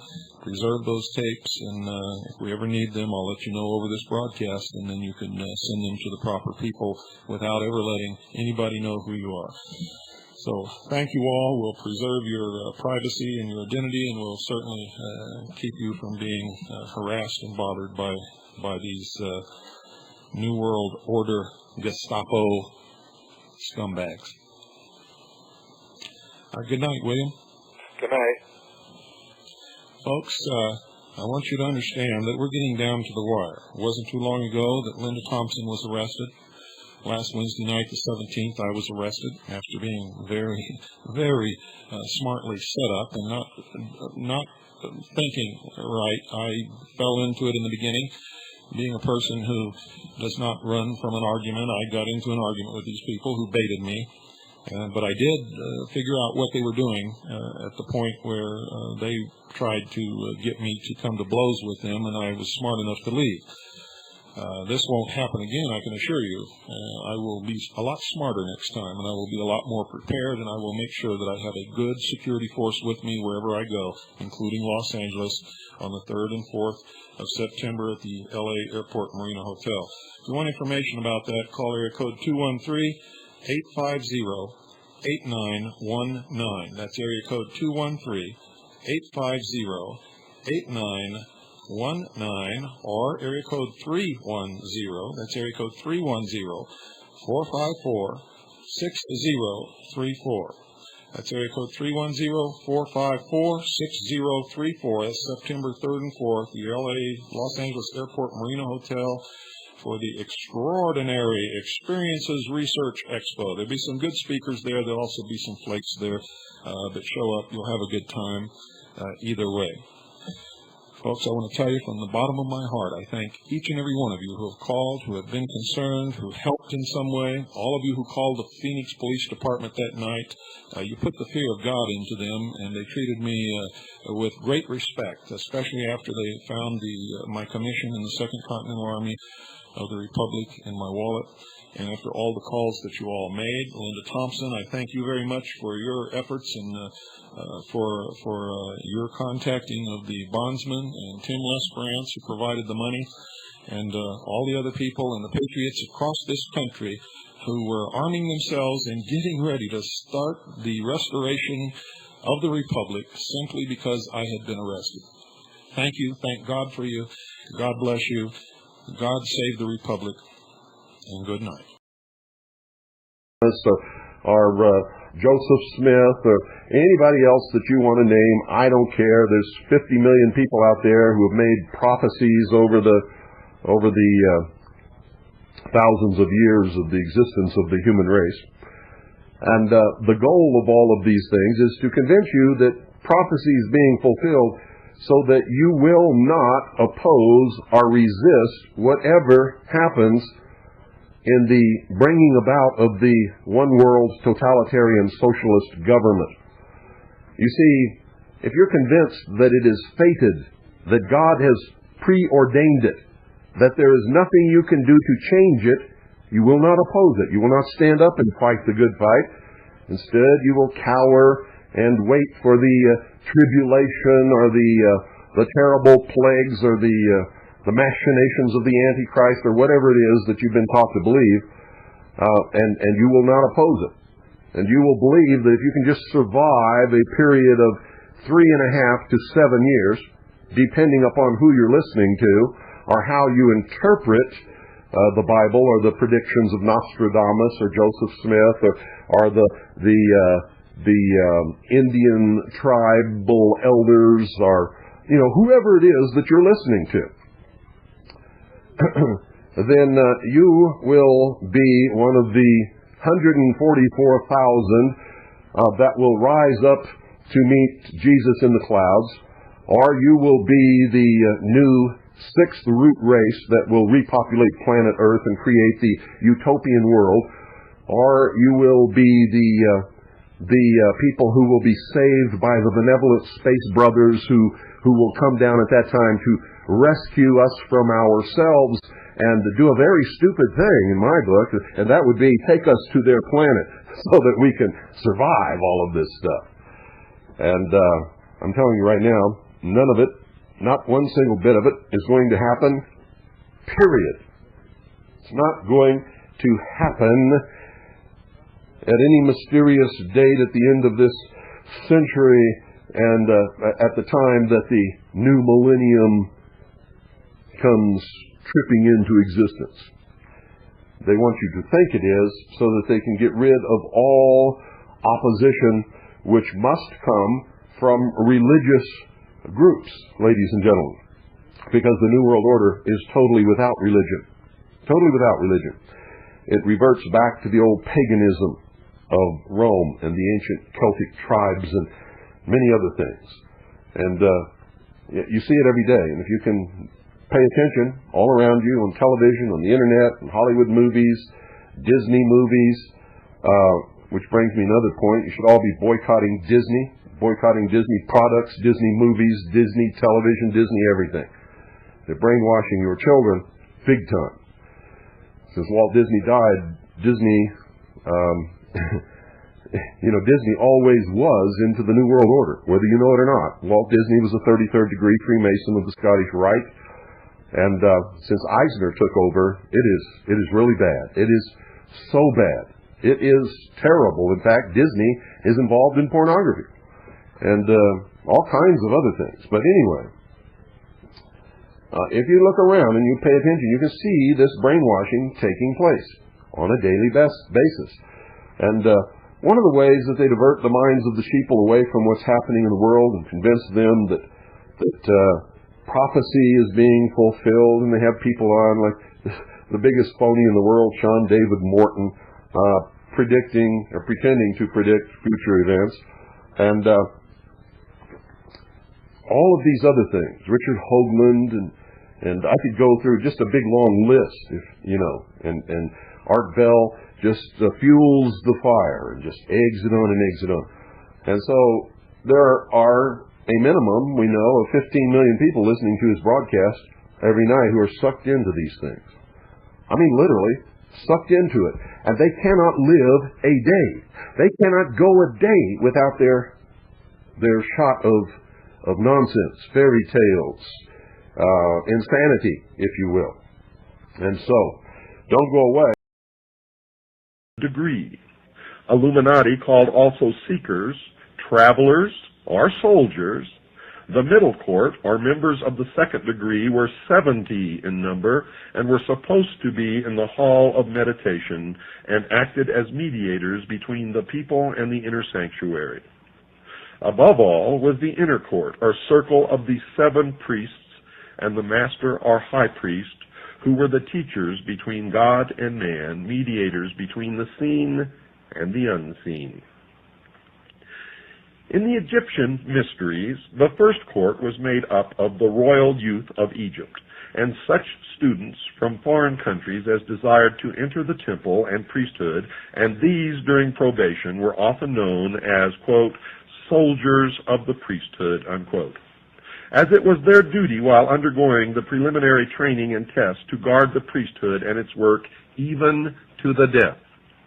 The second class, corresponding to a second degree, were those who had passed this test and who were in the hall of meditation and purification in preparation for the first vows and the dedication of the body, mind, soul, and spirit to God and the service of mankind.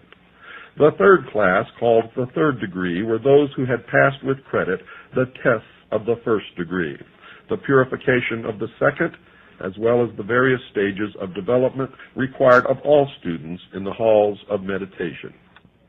In the royal third degree, which took place in the temple, the neophyte received the final instruction. After this came the final test in the beautiful ceremony of the death of the old life, the giving up of the body and its temptations, and the raising of the slain Osiris, our spiritual body, by his faithful spouse Isis, the soul, with the final illumination. On the 15th of June, the first section of the representatives left Beverly Hall for their respective homes, and the second section began to arrive for the preparatory lectures, and on the 19th of June, the ceremonies were repeated so that all might witness the initiation and take part in it so as to become members. So far as can be learned, either through travel or history, never before since the fall of Egypt and its priesthood and the fall of the Temple of Solomon has there ever been a grove, a lake to represent the Nile, a magic circle, or a temple prepared, nor is it believed that anywhere in the world does there today exist such a circle.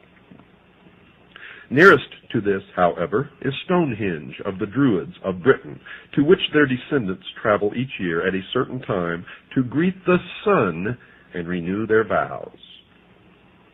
This is the first time, therefore, in 5,000 years, that any order has attempted to build up this sacred emblem under the stately oak, so that people of modern civilization might witness the beauties of the life and religion of the ancient people, whose teachings of individual soul development made the glory of Egypt, the lost dreams of all Israel, the teachings of the Magi of Persia, all that was true in India, the splendid philosophy of Greece, the magnificence of the early Romans, the basis of pre-Christian Ireland's great schools, as well as the familiar Holy Grail legends of Britain, Celt, and Gaul. In this light of brotherhood of man and fatherhood of God was founded this great republic foretold by Virgil, upon whose seal is set the Egyptian pyramid, completed by the white stone of spiritual purification as the crown of the ages. In the winter, far beneath the snow, lies a seed that with the sun's love becomes the rose. Only those of you who have listened to the full series of broadcasts on the hour of the time of the mystery schools will understand exactly what that means. And you will know and have an entirely different understanding of that song, which is beautiful, to say the least, but does not convey the message that many of you have always thought you heard. You see, the mystery schools speak to each other in symbology, in a symbolic language that they have learned to use over the millennia to hide their real secrets, their real intent, their real work, which has always been from the beginning to reestablish on this earth an ancient government ruled by a council of wise men, a benevolent despotism, a one-world totalitarian socialist government. Don't ever forget that, folks. If you love being free, the New World Order utopia is not for you, and it certainly is not for me. Continuing now from the book entitled Fundamental Laws, the publication of a report of the 68th Convocation of the Rose Cross Order, during which they admit the existence of the Illuminati, they admit the existence of the Order, they admit the existence of the Brotherhood, they admit that all of these secret organizations, including Freemasonry, are all the same organization, all working toward the same goal. An incredible admission printed in their own publication, a hardbound book found up on a dusty shelf way back in the rear corner of an old used bookstore. Quoting again from the book, the American constellation of 13 stars set in the form of a double triangle was foretold by Merlin of King Arthur's court, and the philosophy of the Holy Grail and of Egypt's glory and Solomon's temple has been the day star of every great American statesman from Washington to Abraham Lincoln. Now, if you've been listening to this program, you know the day star is a reference to Lucifer, the light bringer, the angel of light, the morning star, also known as the son of the morning. After the ceremonies in the grove, there was given in the dining room of Beverly Hall at midnight a feast of the gods, at which neither meat nor spices formed part of the menu, but only fruits, nuts, and other products of sun-kissed foods. And that should tell you something about sun-kissed oranges. The conclusion of the rites was held at sunrise in the grove with a musical communion service at which nectar of roses distilled from the 30,000 roses blooming each June upon the lawns at Beverly Hall was served as emblematic of the wine of the soul, and for this service the rose bushes were planted several years ago. This is also from the book, folks.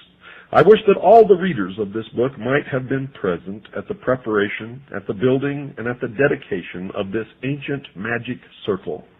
Or I wish that I might be able to give a detailed description of these sublime ceremonies in this book. However, I cannot do this here, though I hope that in some future work I will be able to do so. Sufficient be it to say that when the stone, made out of cement by one of the brothers, was nearly finished, the dedication took place, and the emblems placed in the stone itself before it was completed were the American beauty rose in full bloom. This as a representation or symbol of the soul that has reached full illumination. The mystic ring. This was a solid gold ring belonging to one of the members present, upon which had been engraved the cross and the pentagram. All members of the Magi will know what this symbol stands for. The ring itself, as is known to the Magi, is a protecting agent against all evil or malignant influences when worn during any ceremonial or developing work. And the true magic mirror. This is an emblem of the soul, which when fully developed will act as a mirror to the universe, wherein may be wisdom and truth. Lastly, a complete copy of the private textbook entitled, quote, Ritualistic Occultism, unquote, which contains the ceremonies as made use of by the Magi. And 4 of these ceremonials were made use of by 4 of the Magi in the dedication of the magic circle. When all of this had taken place, the stone was completed, and then later in the day the characters were engraved upon the stone by the brother who had completed the stone. Of the midnight feast to the gods, and of the morning services which took place in the grove, it is not lawful for me to speak at this time. But it is my sincere prayer that all who are enrolled in the sacred schools may someday be present with us and witness these sublime ceremonies, especially as they are conferred in the spring of the year. In the spring of the year. Arrangements were made by the delegates present through voluntary contributions to either buy another large grove, or if that is found impracticable, to build a much larger hall in the Grove of Osiris, so that advanced ceremonies may be held the coming spring at the 69th convocation of the Rose Cross Order. Now I'm going to reveal something to you that I have never told you before on this program. I've been working up to it, and now is the time to tell you before I read from the next section of this book. For then you will understand what has been happening in the last 50 years and what is happening now. It was Harry Truman, a 33rd degree Freemason, who signed the United Nations Treaty, who pushed through and signed the United Nations Participation Act. It was also Harry Truman, a 33rd degree Freemason, operating in concert with Wild Bill Donovan, the head of the OSS, a member of the Sovereign and Military Order of the Knights of Malta and of the Order of the Knights Templar, who created the National Security Act, pushed it through Congress. Harry Truman signed it. It created the umbrella of national security, a curtain of secrecy. It created the Central Intelligence Agency, and behind this curtain of secrecy, the secret societies have been working to destroy the sovereignty of all nations and bring about a one-world totalitarian socialist government. And folks, all of the bugaboo enemies that you've been afraid of all your life were never enemies at all. For these were deceptions, manipulations. The only enemy, folks, that the people of the world have ever had is right here in this country, down at the corner in your town, in the temple that has no windows. And now, reading again from the book, the report from the 68th Convocation of the Order of the Rose Cross. Introduction to the Great Seal. It is rather a strange and an unknown thing for me to write an introduction to a single chapter appearing in a book, but the conditions are so unusual as to warrant it. More than a year ago, Grace K. Morey, the author of the article, The Great Seal of the United States and Its Mystic Significance, prepared a sketch for a short primer of the Illuminati teachings. And in this sketch, as will be shown by the drawings, it was brought out that man is not only a threefold being, but that he is actually a fourfold being as well. In short, that when he has succeeded in reaching soul illumination, he is the completed pyramid or true triangle. If the student will give serious study to the article on the seal of the United States, he will find that on the reverse side of the seal, which is as yet uncut, there is to be found the pyramid, but with the capstone as yet not placed, and thus he will see that the philosophy of the Illuminati is the absolute and undeniable philosophy upon which these United States are founded, as is clearly indicated by our fourfold philosophy, by the drawings representing our philosophy, and by the drawings of the reverse side of the United States seal. And thus it would appear that the unseen hierarchies which shaped the foundation of the great republic, which must some day rule the world, are the same hierarchies which gave us the soul science philosophy as taught by the Illuminati. And now you know why what has happened in this country has happened, and you now know why what is happening today is happening, and you now know why on the reverse of the great seal of the United States are the words Novus Ordo Seclorum, which literally translated means the new order of the ages, also known, ladies and gentlemen, as the New World Order. But I won't let you rest with that shock. Listen to this, dear listeners. Hold on to your chairs, because the incredible admission that is coming to you right out of the pages of this book is going to knock you flat. Reading again from the book. And thus, it would appear that the unseen hierarchies which shape the foundation of the great republic, which must someday rule the world, are the same hierarchies which gave us the soul science philosophy as taught by the Illuminati.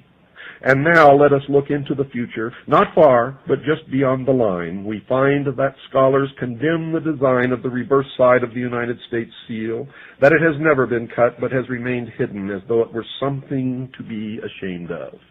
However, though this appears the truth, it is not the truth. The reason why it has never been cut is because the time is not yet, as the capstone has not yet been set. And what is this capstone? My reader, prepare for a shock. When Atlantis ruled the world, that which is now America was connected with Egypt by what is now Mexico, and in Mexico, in the territory of Yucatan, there is a pyramid in which the fire philosophers worshipped God as divine fire and life in like manner as did the initiates of Egypt, for the two were then one. America is not complete and will not be complete, cannot be complete until Mexico is again part of America as she was in the long ago. And when Mexico is once again a part of the United States, then will the capstone have been set on the pyramid, and the reverse side of the United States seal will be cut. Thus you will see that the soul science primer with its drawings is but the beginning of the article concerning the seal of the United States, while the article on body, mind, spirit, and soul is the final thereof. May it not be long until the Holy Pyramid shall be completed, and may it be completed without the shedding of blood. Lovingly given, R. Swinburne Clymer, Beverly Hall, Quakertown, Pennsylvania, July 6, 1916. And now you know the final truth, ladies and gentlemen. Now you know the purpose of the free trade agreements. Now you know the purpose of GATT and NAFTA. Now you know where we're headed. Now you know that the middle class in this country is doomed. Now you know that the New World Order is being brought about by the intelligence community and the secret societies whose headquarters are in the United States of America, just 13 blocks from the White House. Now you know, in the incredible admissions in their own writing in this book published by the Ancient Order of the Rose and Cross, now you know that the Illuminati is real, that Freemasonry is a part of the Illuminati, that the Rose and Cross is a part of the Illuminati, that they are also called the Order, the Brotherhood, that they also consist of the Knights Templars, they also consist of the Knights of Malta, and all of the other secret societies whose organizational structure is in the shape of a pyramid, with a few at the top who really know what the great work and the great plan is, and a whole bunch of slathering idiots thirsting after the secrets on the bottom who will never, ever know anything. Are the cockroaches scattering? If this broadcast doesn't do it, nothing will.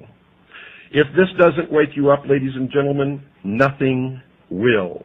If you don't understand now the 18 hours of the series that I've aired on the mystery schools, you will never understand it now or in the future. If you don't know where we're headed now, then you never will. If you are not concerned now, then you have already placed the chains upon your ankles and you have already watched freedom fly. If this broadcast does not do it, nothing will. This is the last voice of freedom. This is the only revelatory media source in the world today. The hour of the time is the only outlet for truth left upon this earth. Ladies and gentlemen, what you have heard tonight is the final parting of the curtain. It is the opening of the last door that was to be opened. It is the final understanding of where we have been, where we are at, and where we are going. It is the light. It is the illumination in the darkest corners. You are looking at the forbidden fruit. You have heard tonight what you were never to hear, what has been forbidden for thousands of years. You now know what the great work is. You now know who is bringing it about. You too can find this book if you search hard enough in the incredible admissions that are contained within it. Will give you the ammunition and the armor to march out here on the battlefield with me and many others who are trying to stop what is coming. Remember what Mr. Swinburne said at the end of his article, and I'll read that to you again. May it not be long until the Holy Pyramid shall be completed, and may it be completed without the shedding of blood.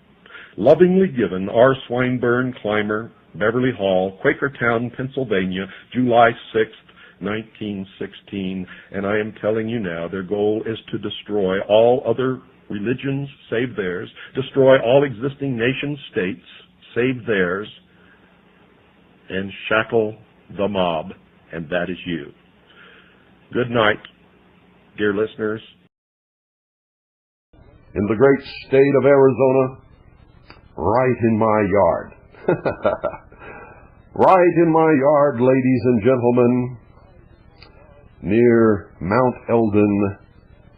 And there's another faction that says either the same spacecraft or another one just like it is going to land at Casa Grande, where they claim the United Nations has set up a military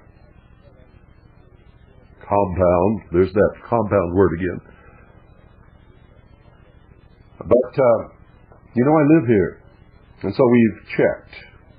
The only thing at Casa Grande are tourists and some very old Native American ruins. Very interesting ruins, I might add. There's nothing going on around Mount Eldon, period. They're telling people to take airplanes or cars or whatever they can and go to Sedona, Arizona, because that's a safe zone. You cannot be harmed if you're there. It's due to vortex energy, and the presence of a great cult of goddesses who, of course, will wave their magic wands and work their machinations of illusion to protect you. And that should be all you need to know. You know, you're supposed to go there on faith that Peter Gersten and all these other people are telling you the truth. But are they? No, ladies and gentlemen, they're not. They're so full of crap, it's coming out their ears and polluting the water table. That's how bad it is. Let me elaborate just a little bit more. They say that this is all a part of what they call Project Samson. Project Samson. And concurrent with all of this Art Bell, Hoaxland, and Gersten hysteria, there's another story entitled The Spark to Ignite Revolution, which has been circulated all over the internet and through the so-called patriot groups, you know, the people with nothing between their ears who just pass on rumor all the time, go all ballistic off the deep end every time they hear a new rumor. And we're going to talk about that too. And all kinds of things. This is just incredible, but let me sort of clarify a little bit. If you've been listening to Art Bell, you've heard a lot of this. And if you've been listening to other radio shows, you've also heard some of it. If you've been reading the papers, some of it has been in the newspapers all across the country. And on the internet, on the internet, I'll tell you, ladies and gentlemen, the internet is the greatest home for wackos, escaped mental patients, social misfits, liars, disinformation agents, and just plain bullshit that I've ever seen in my entire life. It's incredible. If you don't have hip boots on, ladies and gentlemen, and a big BS filter, you shouldn't even venture out into that realm at all. You have to be a very discerning person who likes to check things in order to surf the net. Otherwise, you get caught up in the sewage, and before you know it, you will become a part of the sewer system with all the rest of them. So you have to be very careful. Here's a statement, a press release released by David Oates concerning Richard Hoaxland's and Art B.S. Bell and Peter Gersten's baloney. News release from David John Oates, and he did this on the 13th, which was Saturday. I was going to give you all of this stuff yesterday, folks. I believe it was, well, it may have been Friday. And I was going to give you all this stuff yesterday, but City Councilman Udall had to come up here, just had to tell me that he was crooked and resurfaced our road so that he could sell a couple of real estate lots, and so that preempted all of this. So you're getting it tonight. Anyway, here's what David John Oates has to say about the whole thing. There has been much controversy recently over the mysterious date of December 7th and the, quote, Samson, end quote, project. I have watched this controversy build up from the sidelines, and my concern has now reached a point where I can be silent no longer. This information is bogus. It did not come from a secret government source. It came from my offices and reverse speech analysis. 3 months ago, I found a reversal on Defense Secretary Bill Cohen that said, quote, bring in NASA with December's 7, end quote. I posted this reversal on my private website at that time. And you can go there and see it. It's http://members.tripod.com/ and that little curvy looking thing, I don't know what you call it, David _Oates, spelled O-A-T-E-S, /reversals, plural, .html. That's reversals, the word is plural, .html. And he continues, I had numerous conversations with Richard Hoagland about this and other reversals, including a reversal found on Dan Golden on April 1998 that said, quote, Samson's now December, end quote. I am somewhat dismayed now to see this information now circulating in a grossly misunderstood form being quoted as coming from sources other than the ones from which it came, reverse speech analysis. I am unconvinced that the December 7 reversal refers to a date. It could mean any number of things. 7 astronauts, 7 asteroids, 7 events. The list is endless. The same as the reference to Samson. I am unconvinced that it is a secret project name. Samson is a metaphor in reverse speech that simply means great strength that is easily seduced and weakened. I am now dismayed to see this information circulating the internet, supposedly coming from a secret government contact. So let me state in very clear terms. This information is bogus. Its source is not from a government source. It came from misunderstood and misinterpreted reverse speech analysis that could refer to just about anything. Signed by John David Oates, founder and developer of reverse speech. And let me explain to you what reverse speech is, ladies and gentlemen. He simply discovered that by taking and recording anyone talking, he could play the recording backwards and sometimes would hear what seemed like a hidden message. And you can do this with anyone. The only problem with that is randomly, certain words, when they are spoken by anyone, when played backwards, will say something entirely different. It is not a Freudian choice of words that conveys a secret underlying message. It is a bogus, it's not science, it's baloney. But it's a lot of fun. Okay?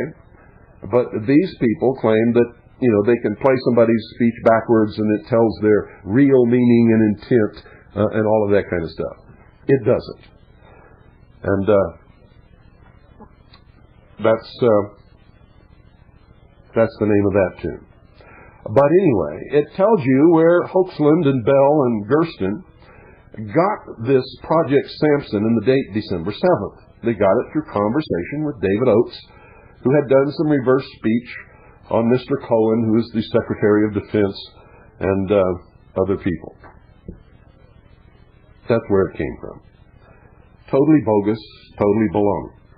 And now let me tell you what it's really all about and why people are promoting this so strongly and why this is just about all you're hearing on the Art Bell broadcast. And from Richard Hoagland and Peter Gersten. Peter Gersten's just been flooding the internet with this crap. And so here's the real story. It's called, remember my book, the name of my book is Behold a Pale Horse. Well, this is called Behold a White Horse.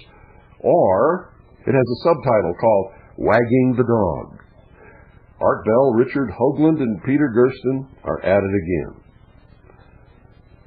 There are no alien transmissions being received from EQ Pegasi, which is the constellation of Pegasus, or anywhere else. There is no alien starship on its way to this Earth. There is no military buildup on or anywhere around Mount Eldon, Arizona. There is no military buildup at or around Casa Grande, Arizona. There is no military buildup of any kind at or anywhere around Dead Man's Pass or the Sacred Mountain Trading Post. There is no unusual military activity anywhere in the state of Arizona whatsoever. I know because I live here, and I am in touch with our people all over the state. There is no Project Samson being conducted in Arizona or anywhere else. There will be no extraterrestrial landing anywhere in the great state of Arizona or anywhere else, for that matter, on December 7th or any other day. Concurrent with the Art Bell, Hoagland, and Gersten hysteria, another hoax is being circulated concerning Andrews, North Carolina, that could result in someone being killed. In fact, shortly after this hoax was released on the internet, someone in Andrews took a shot at a federal agent, and the bullet grazed his head, just barely missed killing him. And I believe it's because of this. The federal agents who are actually in Andrews, North Carolina, have been besieged with people wanting to know their United Nations status and all of this other baloney that results from this hoax that I am discussing now. The story is entitled, The Spark to Ignite Revolution. It is being widely circulated on the internet, It is purported to have been written by a writer for the Washington Times named John Christian Reiter, spelled R-Y-T-E-R, and was dated November the 11th, 1998, which was a critical date, also being bandied about by Peter Gersten.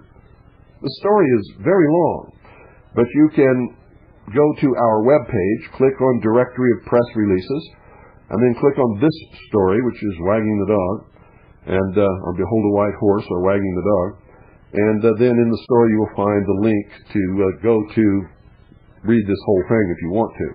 Our website is harvest-trust.org, harvest-trust.org, or harvest-trust.org. Here's the first paragraph. This will give you a flavor for what the story has in it. Like I said, it's a long, long story. Report. We have now confirmed reports of multiple armored tanks being brought into the Andrews area and offloaded and taken up federal forestry roads into the mountains. 2 trucks carrying tanks were seen arriving at approximately 11:30 p.m. That's 23:30 hours Wednesday. They were said to have pulled into the federal compound complex here in Andrews, North Carolina. They were gone by morning. Over the last weekend, over 21 C-130s were seen flying over our area. We now have a report of a second federal complex being built a short distance to the south. Photos of everything except the tanks themselves have been taken. Their tracks, however, have been. Roving patrols around the perimeter fence, road guards with machine guns, and roving patrols in new Chevy Suburbans without any license plates. It is also widely believed that the spraying of chemicals into the air by aircraft is occurring, end quote. Now, nobody else in the world but us checked this story. Nobody. They just get it, they read it, they go, ah! They go off the deep end, jump off the cliff into discredit time, into hoax land, and never attempt to verify, and they pass it on through their fax networks and through email on the internet and bulletin boards and United States mail, and from hand to hand it has circulated all over the country. Well, it's very simple to check these things. You see, we call the Washington Times. They tell us that no person named John Christian Reiter has ever written anything for them. They never heard of him. His credentials are bogus. We called a plethora of people in Andrews, officials and ordinary citizens, who all tell us that not one word of this story is true. It, like the one being circulated by Art Bell, Richard Hoagland, and Peter Gersten, is a bold-faced lie. Simple as that. You see, someone is trying very hard to divert our attention from the Clinton impeachment proceedings and what was an impending Middle East war, which still could be impending. They will use that whenever they need it, forever, as long as they can keep it going. And you'll remember that I predicted that war was imminent in the Middle East. You can go to our website and you can see that. It's still there in the directory of press releases. And they're trying to divert our attention to very elaborate but very easily proven hoaxes, which nobody but us ever bothers to check or prove or verify or document or source or anything. It's as if the whole human race has lost their power of reason. There is no common sense anywhere anymore, ladies and gentlemen, and it seems that our schools no longer teach even the base fundamentals of research and investigation ability. Nobody seems to have those skills at all, and if they do, they certainly are not using them. I call it the sheeple factor. Bah, bah, you know, milling around, eating, bleeding, and manufacturing methane gas. That's what sheeple do. Well, maybe you'll remember the last time President Clinton attempted to go to war in the Middle East. He was stopped by overwhelming public opposition. Well, the war then that was so vehemently opposed by the American people is the same war this time, only this time nobody opposed it. Why do you think that is? Last time, his representatives attempted to justify his Middle East war during a presentation at a prominent American university, but were shouted down and scorned by students who made it clear that they believed the war was racist and they did not want any part of it. They did not approve of it. They did not want the United States to go to war. That was the general feeling all over the country. The reason for the war hasn't changed. Nothing has changed, only this time you did not see that kind of opposition. I wonder why. You see, back then the nation watched this embarrassment on television. Christians also opposed the war. Most of the American people vehemently and vociferously opposed the war, and so it did not happen. To have a war in the Middle East to divert public attention away from impeachment proceedings and scandals surrounding Clinton, most public opposition to the war must be neutralized or destroyed. This time, they were successful. If you want some clues to what it's all about and who is behind it, go to the Art Bell website at http://www.artbell.com/hotlinks.html.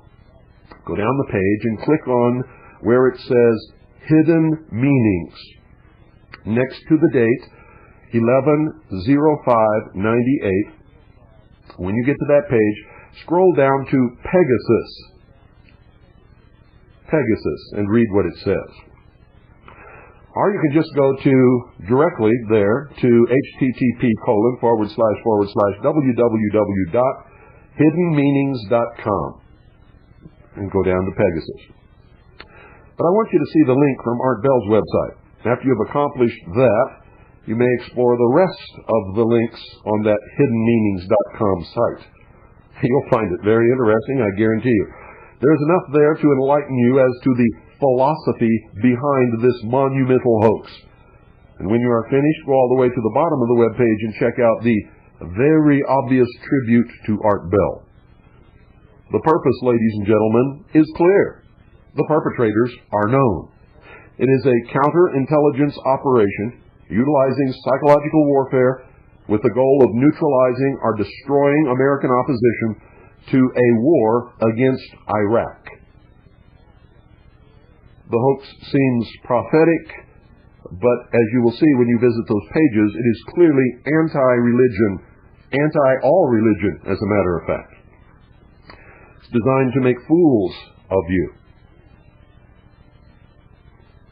I would say us, but I don't fall for these things. Many of you do. Most of you do, as a matter of fact. You see, this hoax is guaranteed to fuel what's called millennium fever, neutralizing and removing all opposition to the war from deeply religious and superstitious people who believe it is all being brought about by the hand of God. As in the book of Revelations, quote, "Behold a white horse," end quote. Pegasus is without any doubt a white horse. And as Richard Hoagland and Art Bell and Peter Gersten are all proclaiming, something's coming. They want you to prepare for the imminent. I've been listening to this for years. I know exactly what's going to happen. And it will just be glossed over and forgotten, and they will go on to the next hoax. But something's coming. Great signs in the sky. The Leonid meteor shower. Not too long ago on the Art Bell program, he actually caused a wave of hysteria a la the War of the Worlds to sweep across the world. Remember the night of the Great Green Fireball invasion? And all of the people who lost time in the state of Washington? Remember that? It's just a never-ending constant stream of bullshit. And you see, the public was prepared on the Art Bell broadcast to accept this hoax as fulfillment of prophecy by the presentation of all of the Pegasus material that you'll see on the web pages that I've directed you to on the Art Bell Show just days before this hoax was implemented by Bell, Hoagland, and Gersten.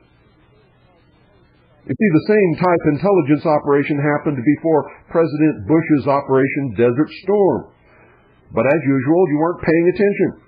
In fact, years before Desert Storm, Arco Press published a book in advance with the title U.S. Rapid Deployment Forces, which outlined the military's Operation Bright Star, which according to the book was a training exercise in the Middle East conducted each year in which we would send military forces over there, and they trained for a future war in the Middle East, in the desert. The book explained that the war would be caused when a small nation would be invaded by its larger neighbor. It went even further. The small nation named in the book, ladies and gentlemen, was Kuwait. And if you search, you can find this book and verify everything that I've just told you. A videotape was also circulated at about the same time. The title of the videotape was called The Late Great Planet Earth, narrated by guess who? Orson Welles. Here pops Orson Welles again in another hoax, just like the War of the World, which portrayed the Antichrist as coming soon, who would cause a war in the Middle East. It portrayed him in the videotape as a Middle Eastern dictator who wore a uniform, including a beret, and looked exactly like Saddam Hussein. And if you don't believe it, you can get that anywhere still. Get it and watch it. It was to prepare you for it, to begin to build millennium fever toward the end of this millennium, to cause helplessness in all of those who believe that the prophecies of all of these different prophets are coming to pass. And then, if you'll remember, just a few months before the war broke out, 6 members of an United States Army G2 intelligence unit stationed in Germany went AWOL. That's absent without leave. In fact, they just deserted. They were known, if you will remember, as the Gulf Breeze 6. When caught, they stated that they had seen official government documents which claimed that the Battle of Armageddon and the return of Christ was imminent. Imminent. But first, they said the Antichrist would appear, and they were looking for him. They named a date for the commencement of the Battle of Armageddon, the date later upon which Operation Desert Storm began, ladies and gentlemen, the exact date. They were supposedly arrested, but they weren't really arrested. It was all a game, an intelligence operation. None of them were court-martialed or incarcerated. All of them were given honorable discharges, and now they're operating in the civilian community as change agents for the New World Order, talking about their incident.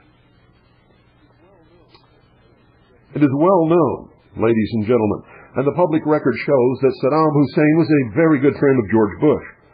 The record also shows that Saddam Hussein was recruited by George Bush and trained by the Central Intelligence Agency. The record shows that Saddam Hussein was put in power in Iraq by the Central Intelligence Agency. The record also shows that the United States armed and supplied Iraq with arms, ammunition, and the ingredients to manufacture poison gas and weapons of mass destruction. The excuse given for all of this was that we needed an ally in our struggle against Iran.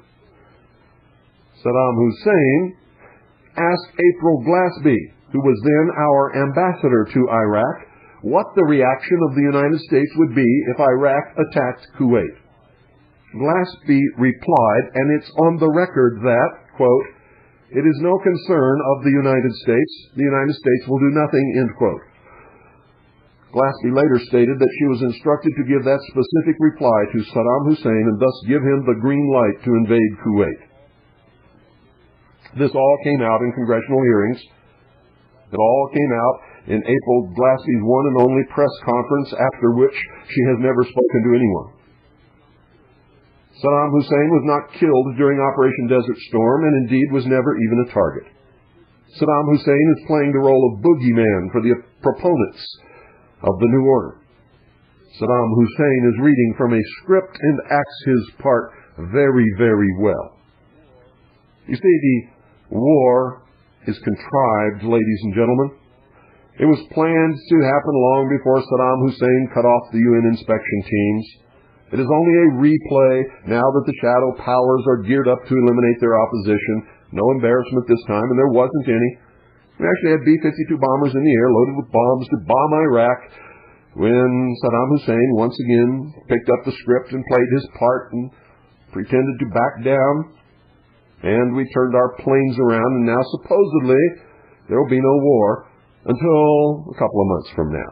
Or maybe 6 months, when they'll do it all over again, when it's necessary to divert the public's attention from something that they don't want us looking at. And it pegs Saddam Hussein, Art Bell, Richard Hoagland, and Peter Gersten as tools of the American intelligence complex, just as I have always told you. The tail, ladies and gentlemen, is wagging the dog. We must oppose any war in the Middle East. What happens in the Middle East is none of our business anyway. Period. It simply is not any of our business.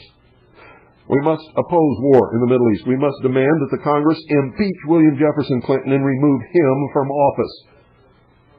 We must demand restoration of constitutional Republican government as guaranteed us by Article 4, Section 4 of the Constitution for the United States of America. But above all, we must wake up.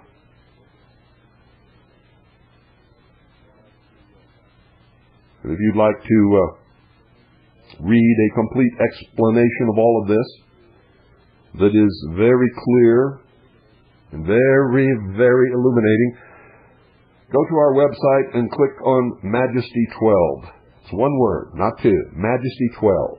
All in capital letters. Click on that and read the whole thing when you get there. Our website is harvest-trust.org. And Tim, if you're listening, I waited for you to call all day, cleared my schedule for you, and you never called.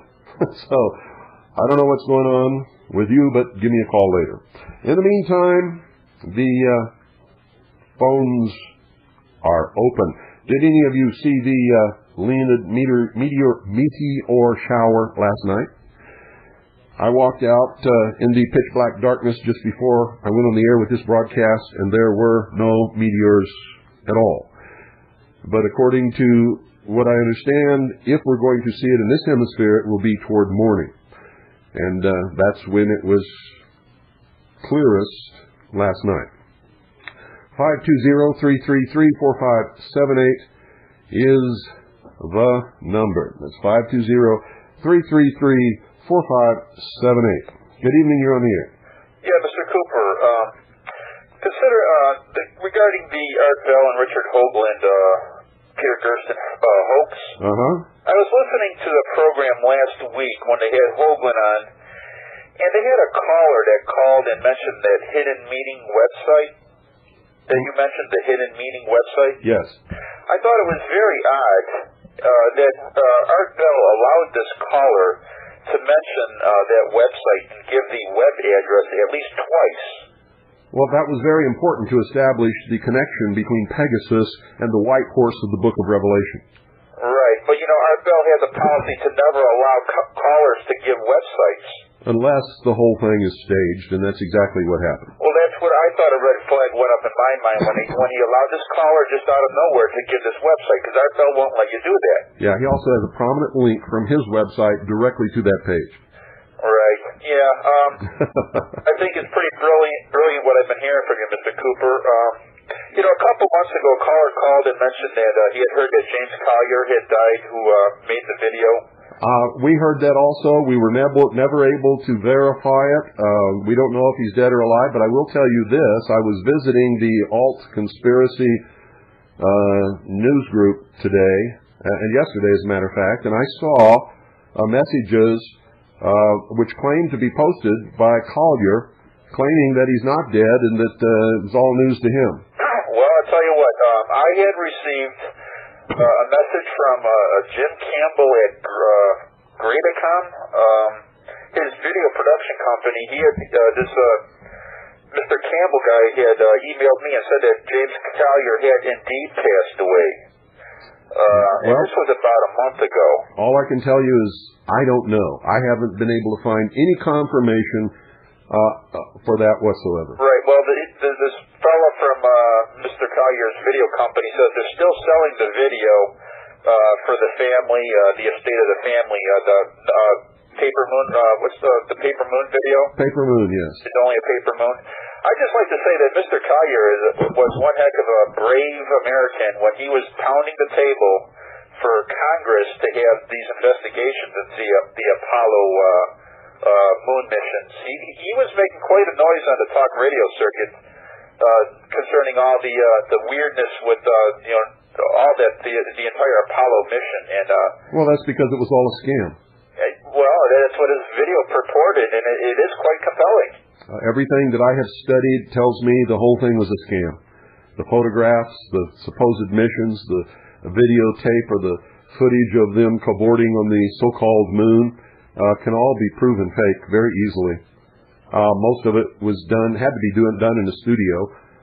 There is no videotape or film in existence that has the latitude to take perfect photographs in space that shows detail and highlights and also in deep shadow, because you're getting direct sunlight from the sun, which is not filtered by any atmosphere. And so it's much more harsh than taking photographs at noon on the Earth, which no photographer can do and still get full detail and highlights and deep shadows with the very best film that we have available to us. Right. There was a very good program on July 24th. And by the way, try it with videotape and see what happens. Right. They had Richard Hoagland had taken on James Collier in a debate on Art Bell on July 24th of 1997. One heck, I tell you, Mr. Collier put up one heck of a fight with Mr. Hoagland. Well, Hoagland has since been proven to be totally full of baloney. And his lost face, literally. Yeah, it's just way too weird, this whole thing, and it does seem to be some sort of psychological operation. I'd have to concur with you. Not only that, but have you been listening to Hoagland on Art Bell? Have you been listening to Art Bell? Have you been reading Peter Gersten's email and stuff? I mean, I've been following that, and it's so weird. It sounds like a conversation between mental patients. It does in a way. All right, Mr. Cooper, keep up the good work. Thank you very much. Thank you for your call. 520-333-4578 is the number. Did anybody see the Leonid meteor shower last night? I'd like to hear what you saw. I was tired. Went to bed, tried to sleep, and tossed and turned most of the night. This thing that this city councilman just came right out of the blue and just confessed he was a criminal to me when he didn't have to do it, just absolutely threw me for a loop. I just couldn't believe that anybody, first, would do such a thing, and second, would just freely, openly admit it as if it doesn't mean anything. Good evening, you're on the air. Good evening, Mr. Cooper. I need you to talk real loud. Okay, how's this? That's much better. Thank you, sir. It's a great pleasure finding you on this frequency. I thought I would never hear you again, so it's great hearing you. My two questions is your opinion on Y2K and the computers, and also my second opinion would be what about the accumulation of precious metals? Thank you very much. Wait a minute, don't go away. What do you mean by accumulation of precious metals? What are you talking about? As far as accumulating gold and silver, in your opinion. You mean for you personally? Yes, I highly recommend it.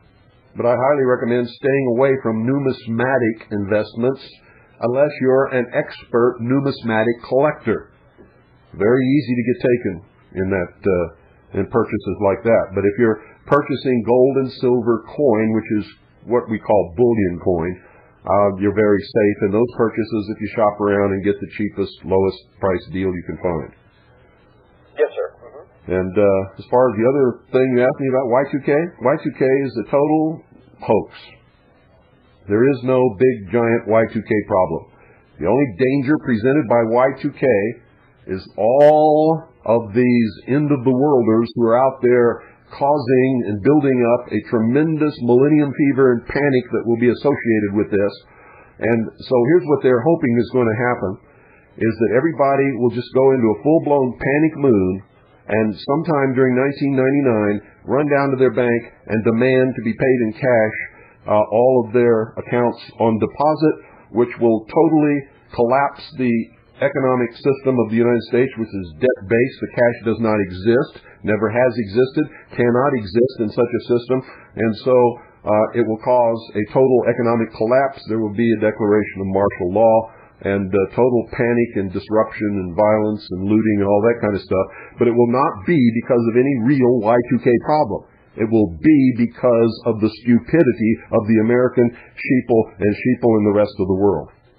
The world is already in the midst of a global economic crisis. This is guaranteed to send it over the edge, if people listen to it. Okay. You see, there's no need to panic like that. Even if there were a tremendous problem with computers, most computers are not date sensitive where it would cause anything to fail. The only date-sensitive transactions are banking transactions where interest is concerned, or where certain things must be started or stopped by a computer on a certain day. Okay? Even if it causes small disruptions or even major disruptions in power systems or whatever kind of systems, train systems or anything else, I guarantee you everything will be fixed and running again within 5 hours of the initial breakdown. And I already happen to know for a fact that most of this so-called Y2K problem has already been fixed. And my final question, sir, would be, what would be your opinion on the stock market? Get out of it. Thank you. That was my opinion over a year ago. People who listen to me saved a lot of money. Stock market between July and the middle of September crashed 1,900 points. I had predicted it would crash up to 2,500 points. But either way, it crashed. I was wrong on the ultimate number, but I was absolutely correct on the crash. A lot of people who listen to me saved their butts, and those who were smart investors made an awful lot of money in the process. It actually began in May of 1997 when I predicted that the stock market would crash on October the 24th and would go down over 500 points on that day, October 24th, 1997, and it did. I also predicted in May of that year that that crash would signal the beginning of a worldwide economic collapse that would begin in Hong Kong, spread to Japan and throughout Asia, and then to the rest of the world. I was 100% accurate on that. I said that it would take up to maybe a year before it would cause the ripple which resulted in the 1,900-point fall on the New York Stock Exchange. I predicted 2,500 points. It was actually 1,900 points. It still makes me the most accurate person where this was concerned in the entire world. Are you there? He's gone. Okay, thank you for your call. 520-333-4578 is the number. And we got time for maybe one or two more. Good evening, you're on the air. This is Cooper, this is Kevin in Nevada. How are you doing? Oh, pretty good. Have you ever made a trip over to Boulder Dam, Lake Mead? Yeah. And walked around? Have you ever noticed that, on the Nevada side, they've got that one... the new sculptures?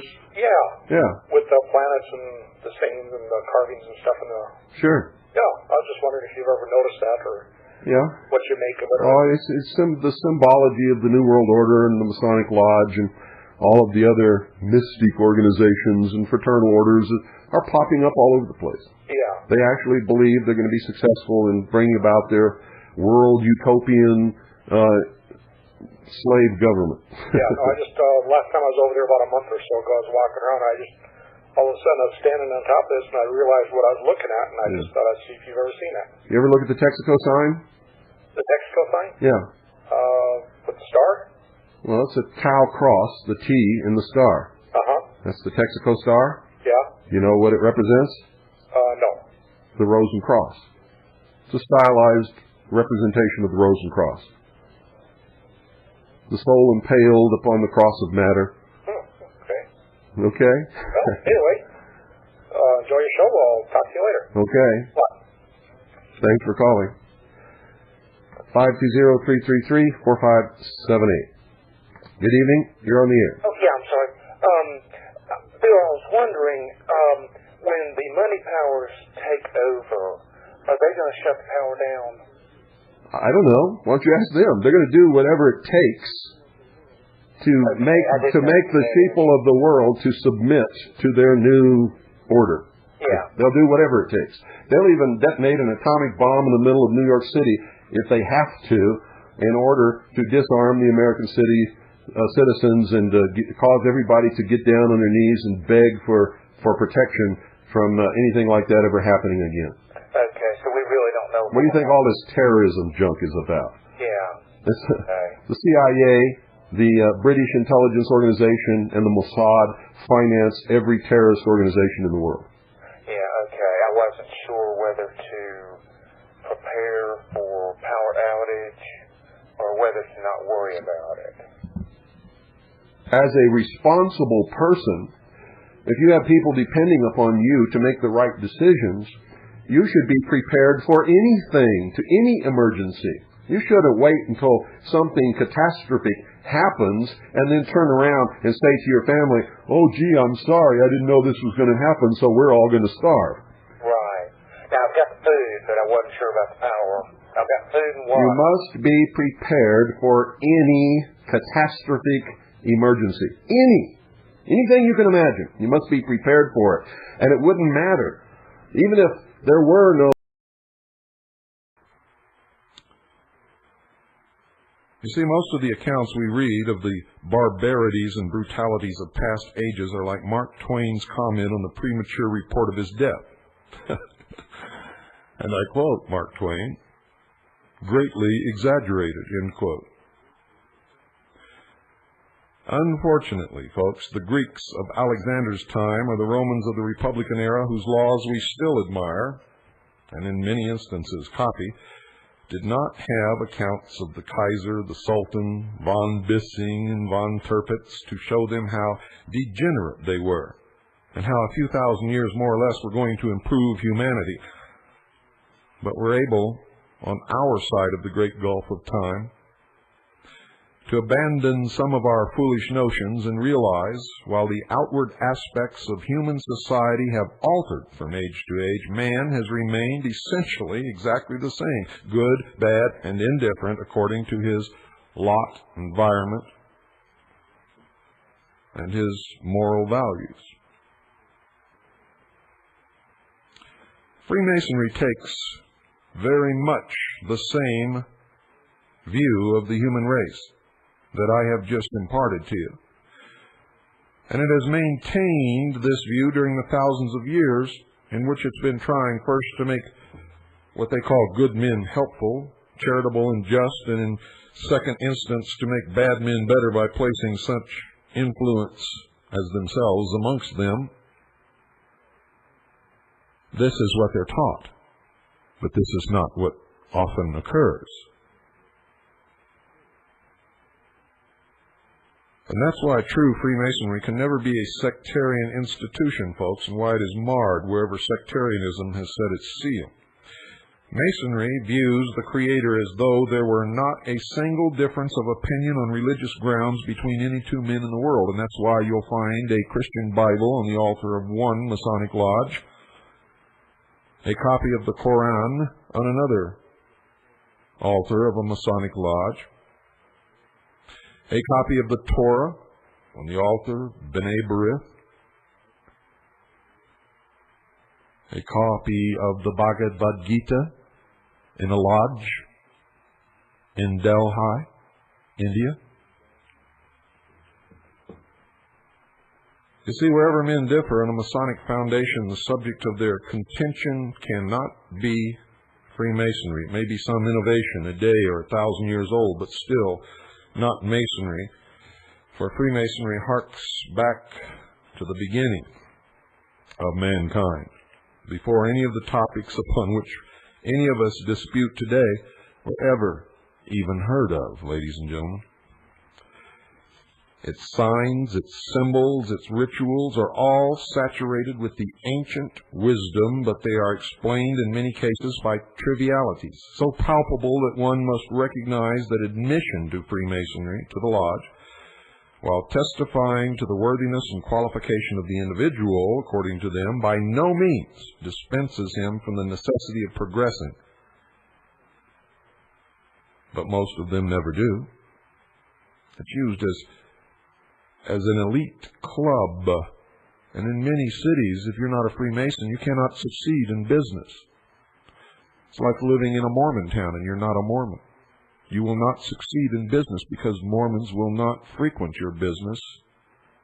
And they'll tell you that if you join the church. Things will be much better for you. It is wrong of them to do this, but nevertheless, that's what they do. That's human nature. It's human nature. It's what you do in your own way amongst your friends and in your organizations and cliques. You see, I've discovered long ago, ladies and gentlemen, that what we call adult society is nothing more than high school society. The same games are played. The same cliques exist. You always have your socias and you always have your greasers. You got your jocks and you got your nerds.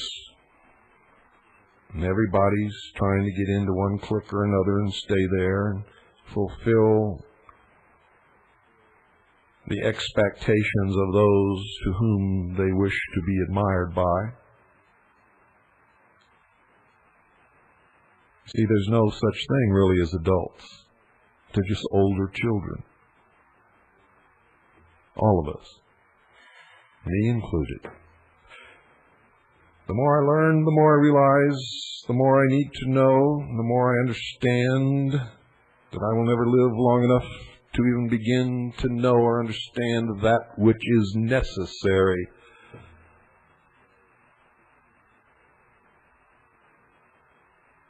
But I cannot give up. I cannot quit. I must continue. For if I stop, the moment I stop, I become a slave again of someone or something or some organization. It is a never-ending, never-ceasing battle to be free, to be responsible, to be indeed sovereign in my own right.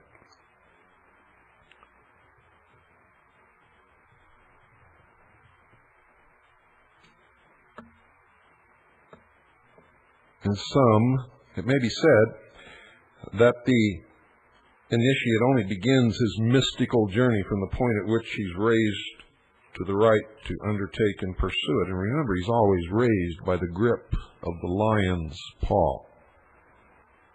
Where does that come from? What is the lion's paw?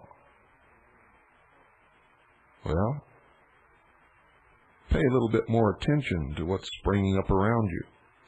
Don't you think it's very strange that at this point in history, Pat Robertson is standing there with this little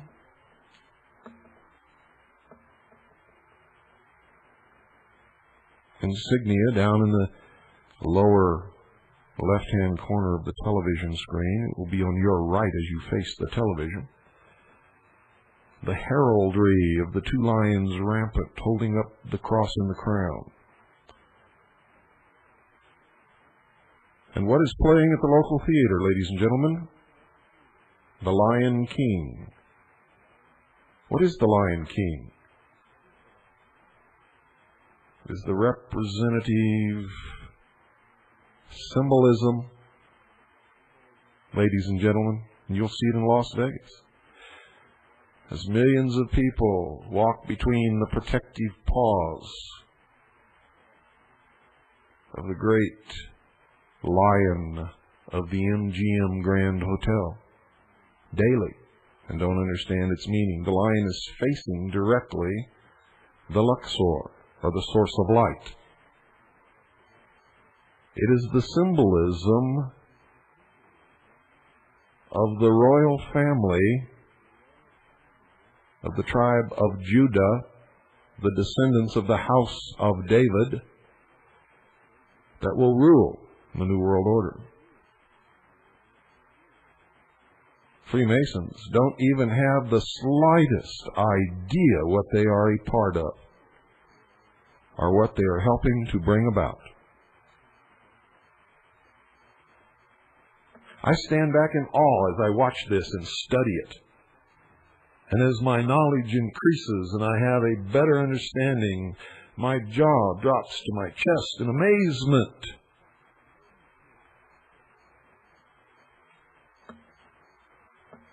Absolute amazement.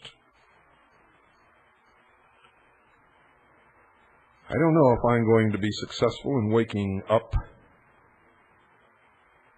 anyone, but I must continue to try. For you see, once we really understand what's happening in this world and what's bringing it about and why, and once we understand that we can never cease studying and understanding and learning, no matter how old we get or how smart we think we are, once we understand that, that's the only time in our history that we will actually be free, even though we thought we were free on many prior occasions. None of us are free. Yet. Nor have we ever been. We've been pretty close to it. But somewhere along the line, we stopped thinking, stopped using our brains, began to be puppets. Someone began to attach strings to our hands and our arms and our feet and our knees and our mouth even. It is amazing.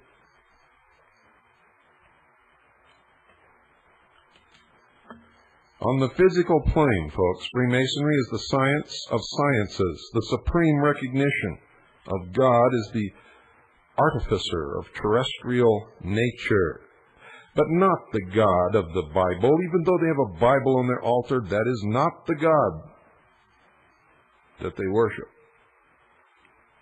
Not at all. In the series Star Trek, which music I played at the beginning of this program, and you'll hear again,